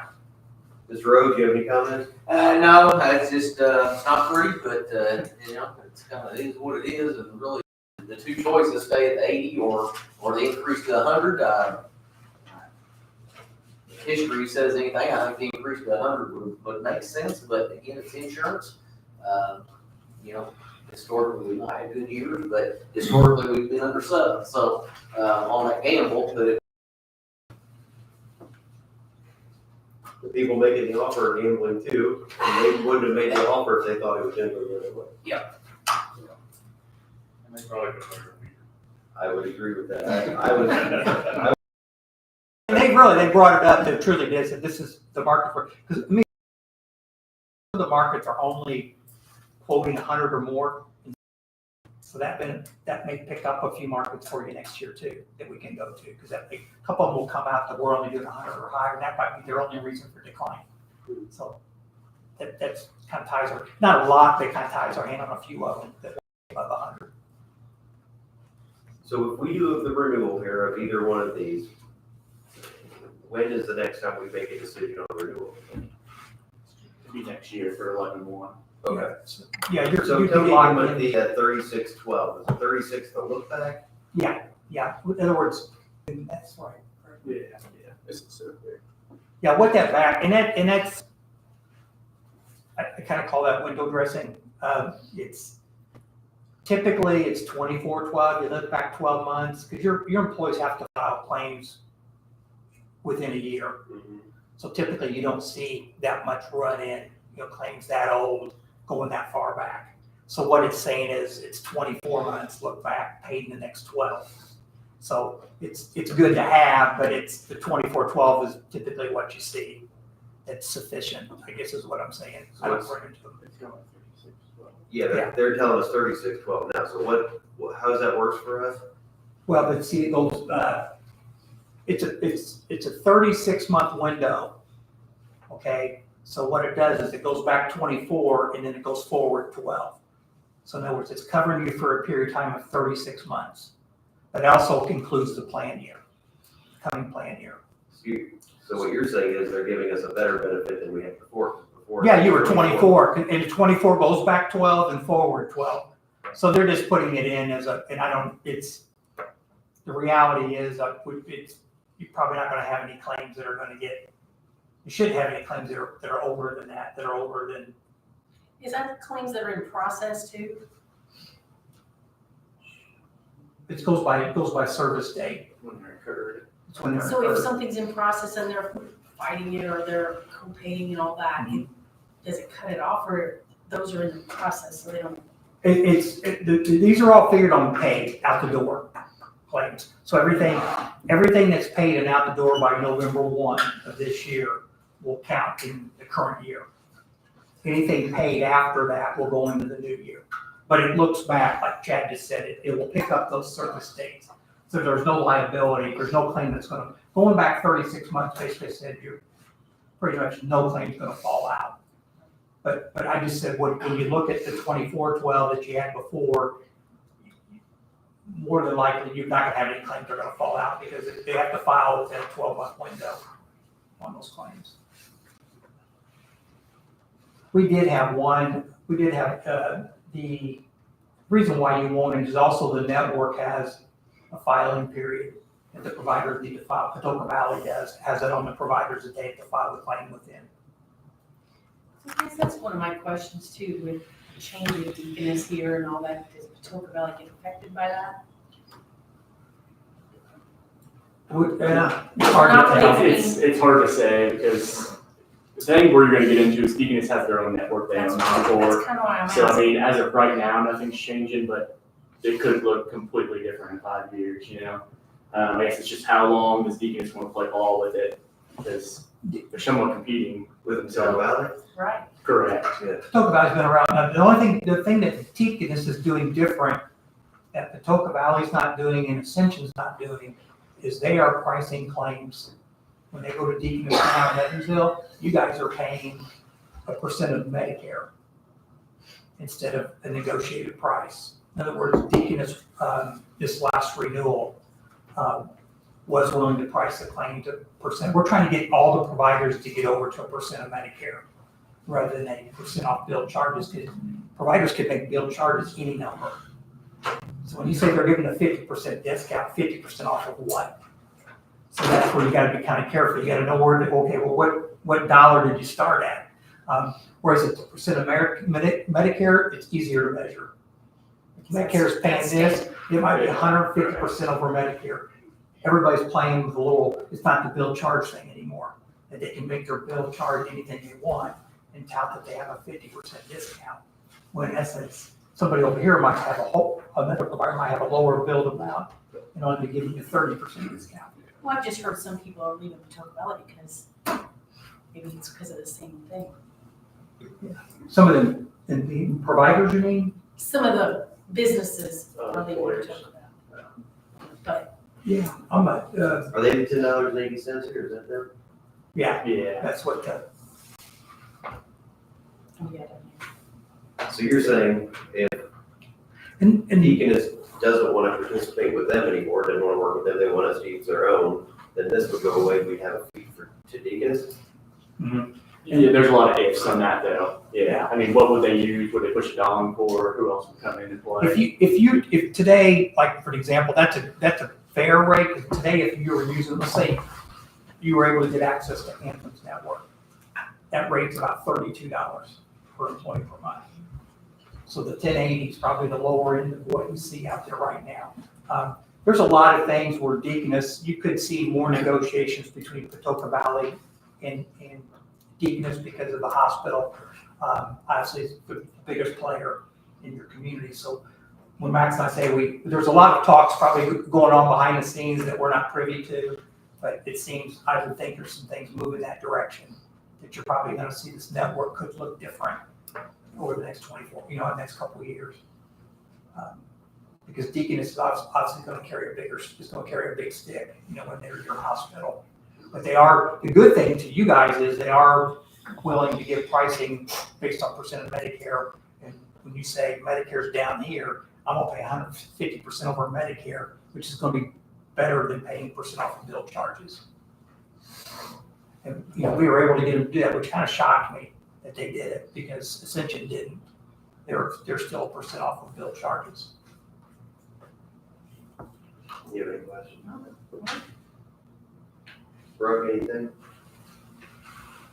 Commissioners? Just our kind of job, pick A or B. If we only had a crystal ball to know how sick our people would be. Even if you pick the 100 and you have the 70 money, you're breaking even. In other words, I'm just saying that's what it would take, that $20,000 of exposure. And if you have 5 or 4, it means we went the right way as far as. And I know I just sent money to UGS, or I should get today. Are we finishing our spec claims for this time? Yeah, it'll be it'll be getting paid as of up till the end of October. That'll be your year end. So right now they're probably trying to push as hard Push as as they much can. through as they can. Most of the TPAs like really good, and the bad ones are gone, but most of the TPAs they start flagging 60 days close to into your plan year. If there's a claim that they're still waiting on it, they're lacking some information, they'll go out and try to get it from the provider to clear out their inventory. And we want to get them paid. Yeah, and your pharmacy is real time, so it normally gets, usually it's paid, you're being billed weekly on your pharmacy, so that's gonna be pretty much usually isn't an issue on that.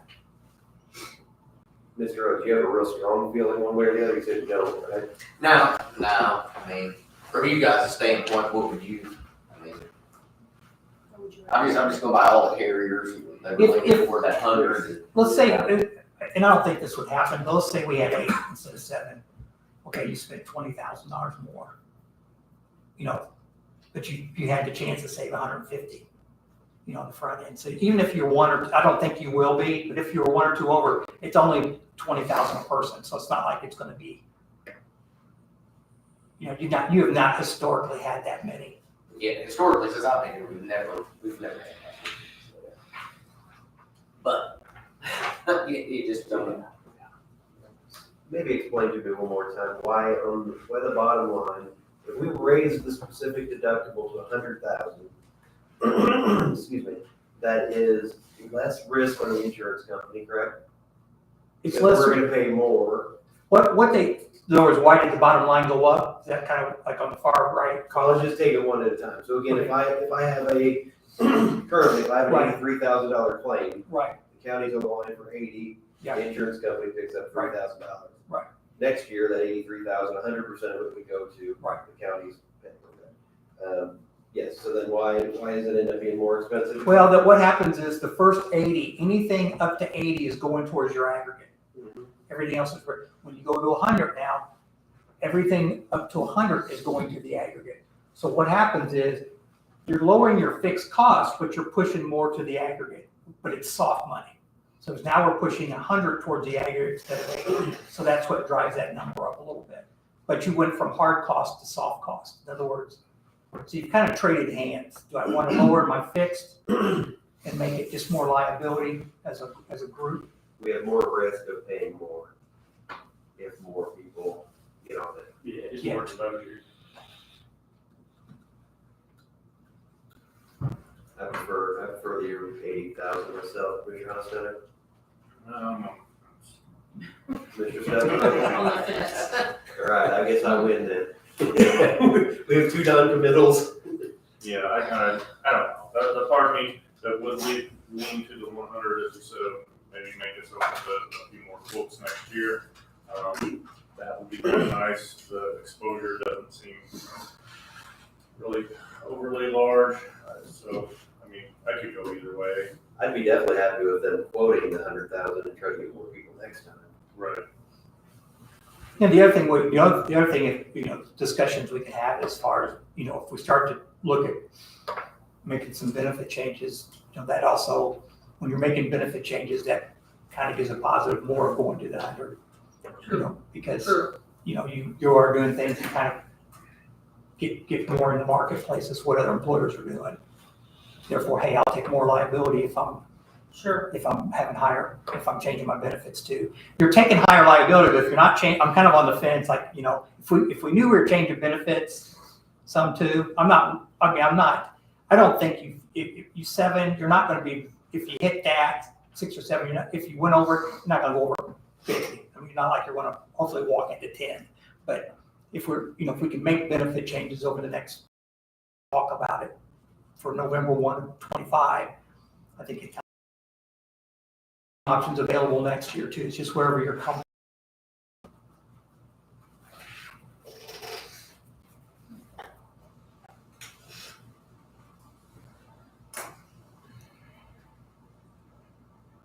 Does anybody, the other one I had a question on, Marquis, to Healthcare Blue Book. Do you know if you're paying $1 for that? Do you know if anybody's using that? We have to legally. Yeah. Okay. And that's why that's the That's what you're minimum. doing. That's the minimum. That's right, it did change this year, before it was voluntary. And that would benefit us, but with the Tuck Valley Network, our hands are tied, you know? So I mean, we did that, you will benefit. If we put it in last year, then, yeah, that's right. It's not like we can shop for healthcare, so. And I know we shopped the Teladoc a couple years ago, so I know you went out in the market on that.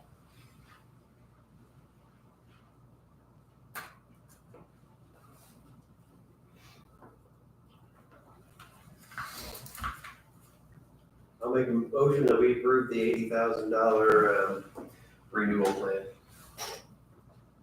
I'll start. We have a first and a second. Any other discussion? All in favor of the motion, say aye. Aye.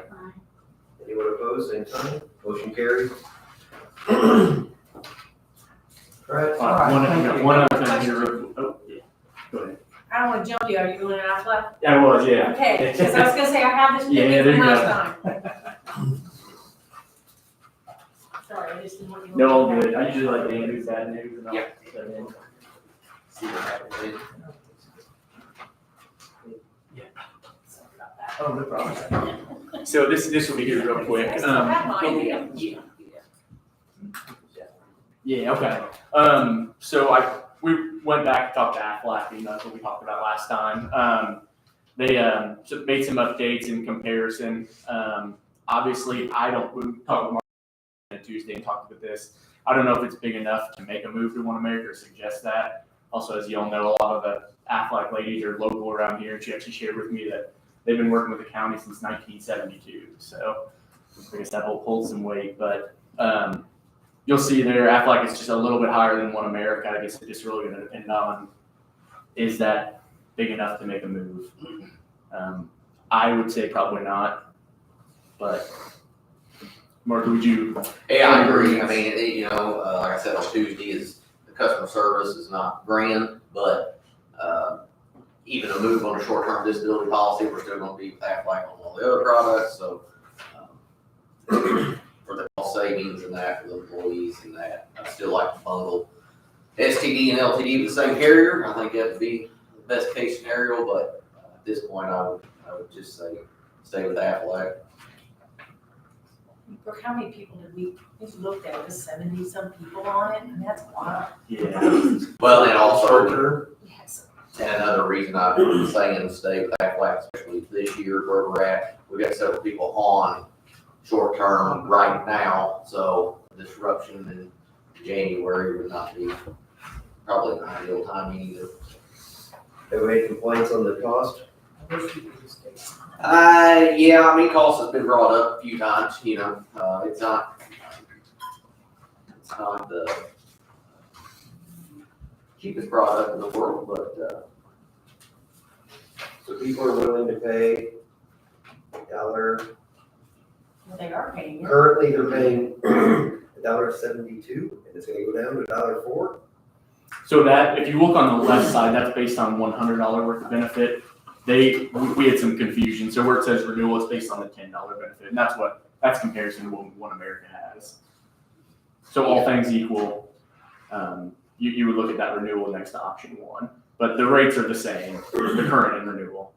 It's just we're showing it a $10 benefit to match up what One America quoted at. So this is the same. Yeah, they're the same, correct. Yeah, One America, we thought they had it at $100 benefit, but they had it at $10 benefit. Yeah, so it's not a cost savings like I originally thought it was Yeah. going to be whenever, after seeing that now, so. So it's based on. It's gonna be the same, exact Yeah, same. it's on $10 benefit, that $1.34. And the other column is based on, $100 benefit, yeah. So it's equal, it's shown two different ways.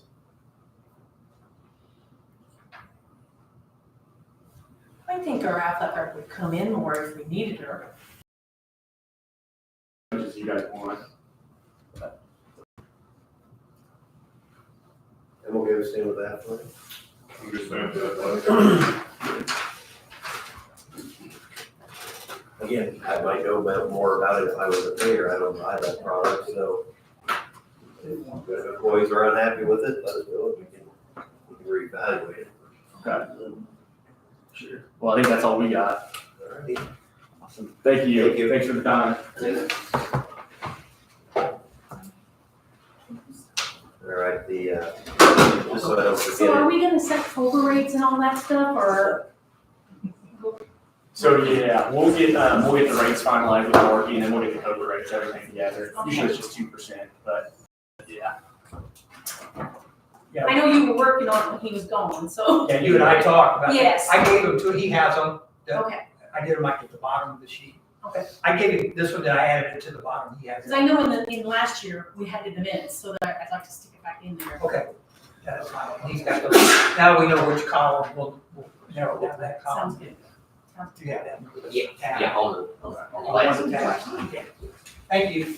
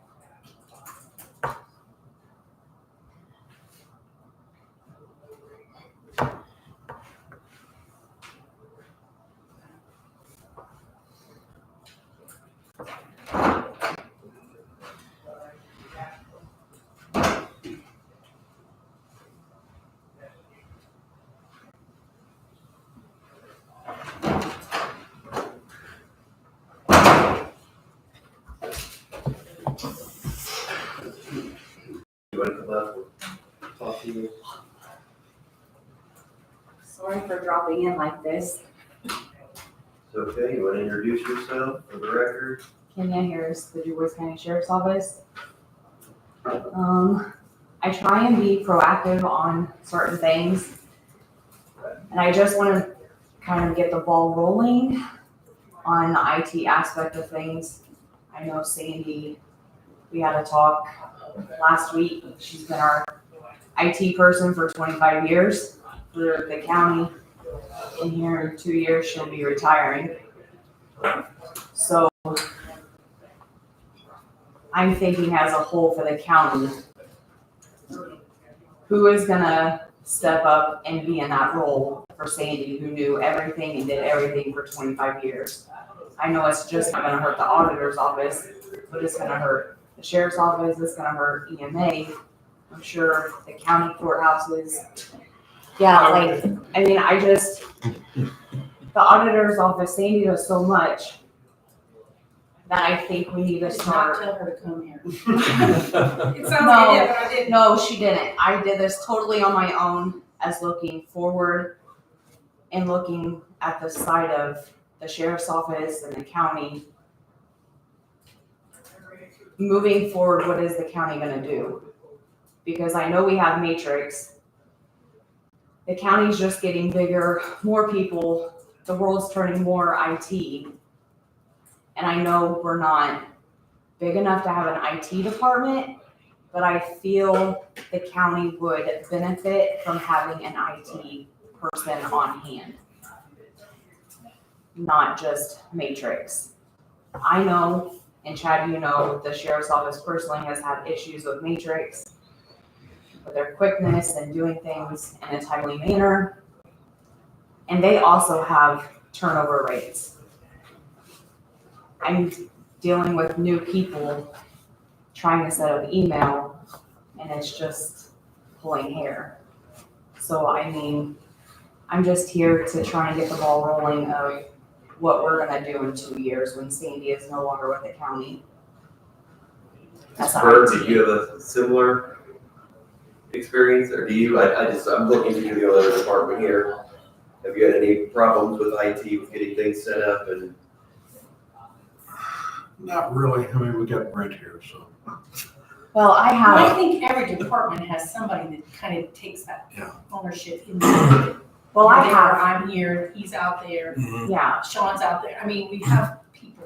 but like with the server stuff, the back end stuff where I don't know what Sandy does with IT for the entire county.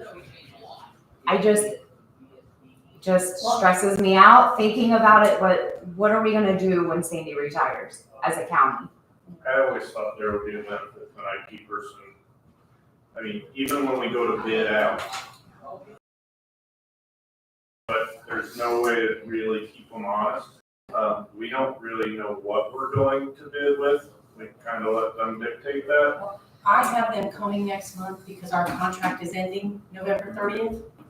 They've given me a new one, we haven't even discussed it, he hasn't discussed it with me yet, I just haven't. But I've invited them all to come here.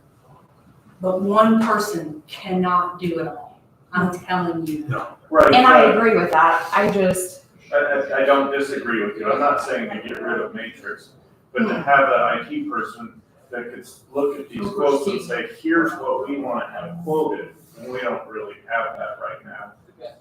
Matrix quotes, somebody else quotes, but they're quoting what they think we might need, not, we're not sending out an RFQ, they're quoting. What I'd like to have is Ron and Rob and Riley come, and I talked to them about this, coming next month and let you know what all they do, have some.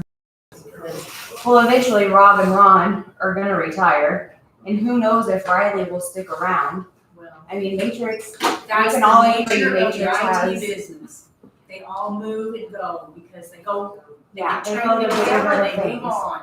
I think we would benefit by a small IT department. I agree. I mean, our county is big Growing. and more IT stuff. I know I have 22 laptops in the field, let alone what's in the jail, Somebody there to oversee when something immediate. and we're Right, discuss 24/7. That. History, I'm gonna tell you this. We had somebody dedicated to come up here 3 days a week. He could not be everywhere and everybody complained Yeah. because they got put on a list.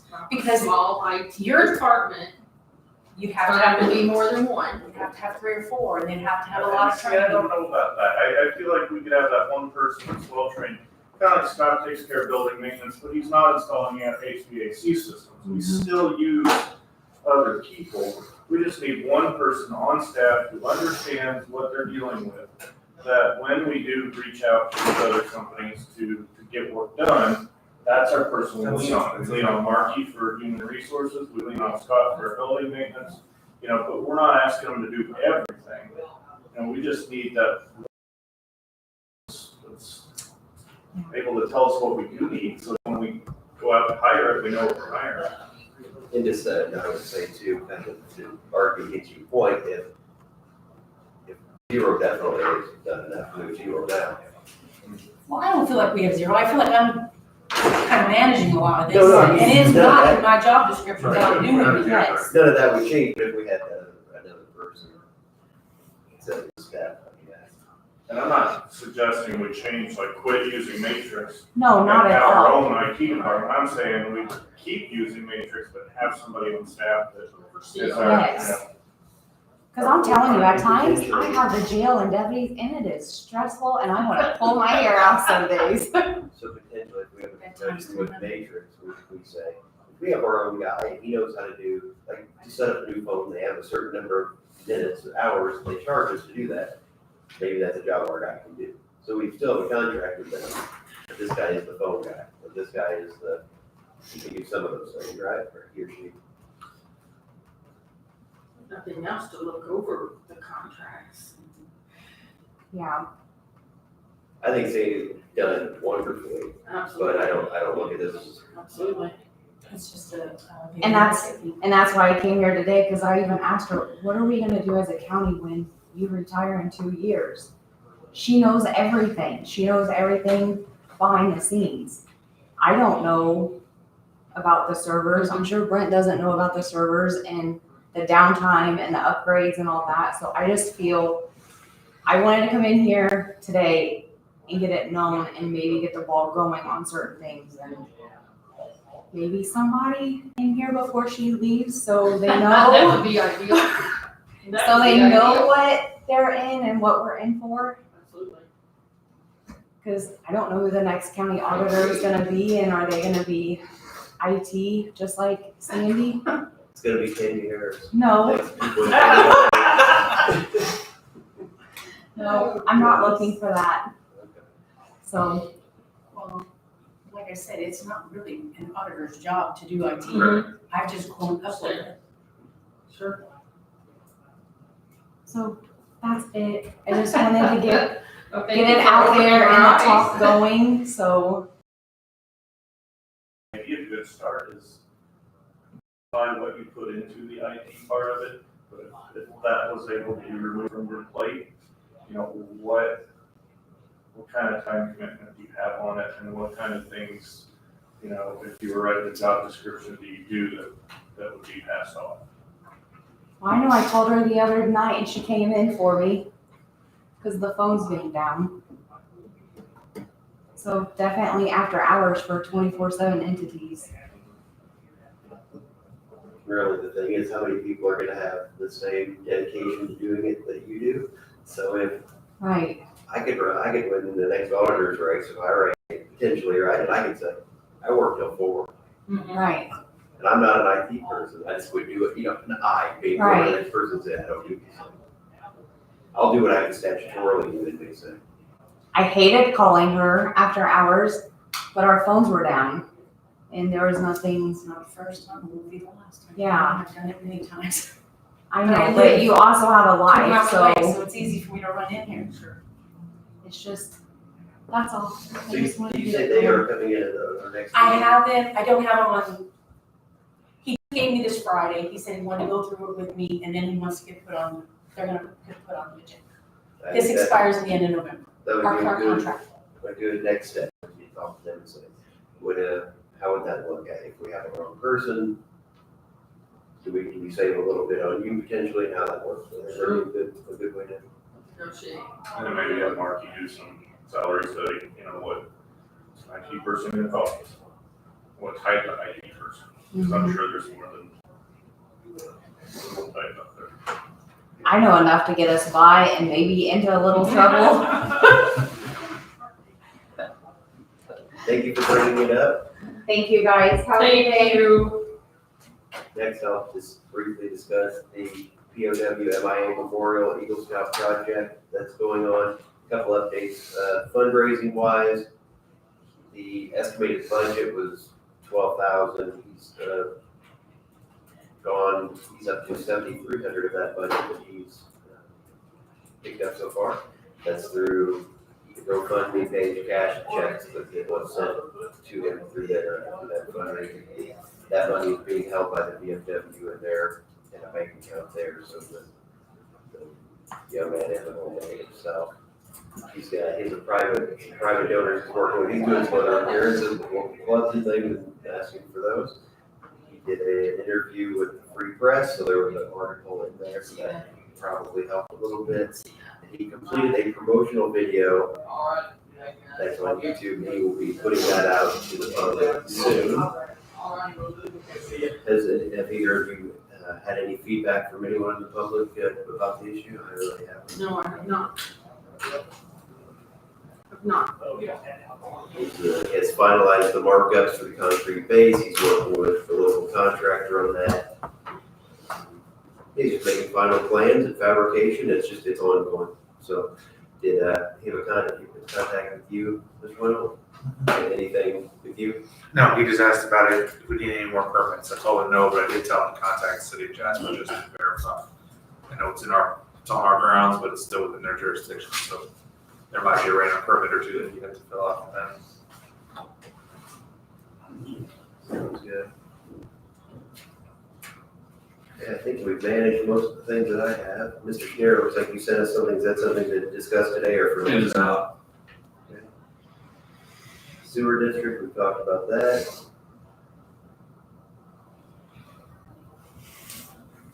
I don't believe I have anything further. Anybody over at the table? Anything additional? Order? I don't think I have anything. I thought they had a few items over there that they were sending around as surplus items, but nobody said anything today about declaring them, so. Seems like we always have junk. Items. Nothing today. All right, we'll close the meeting.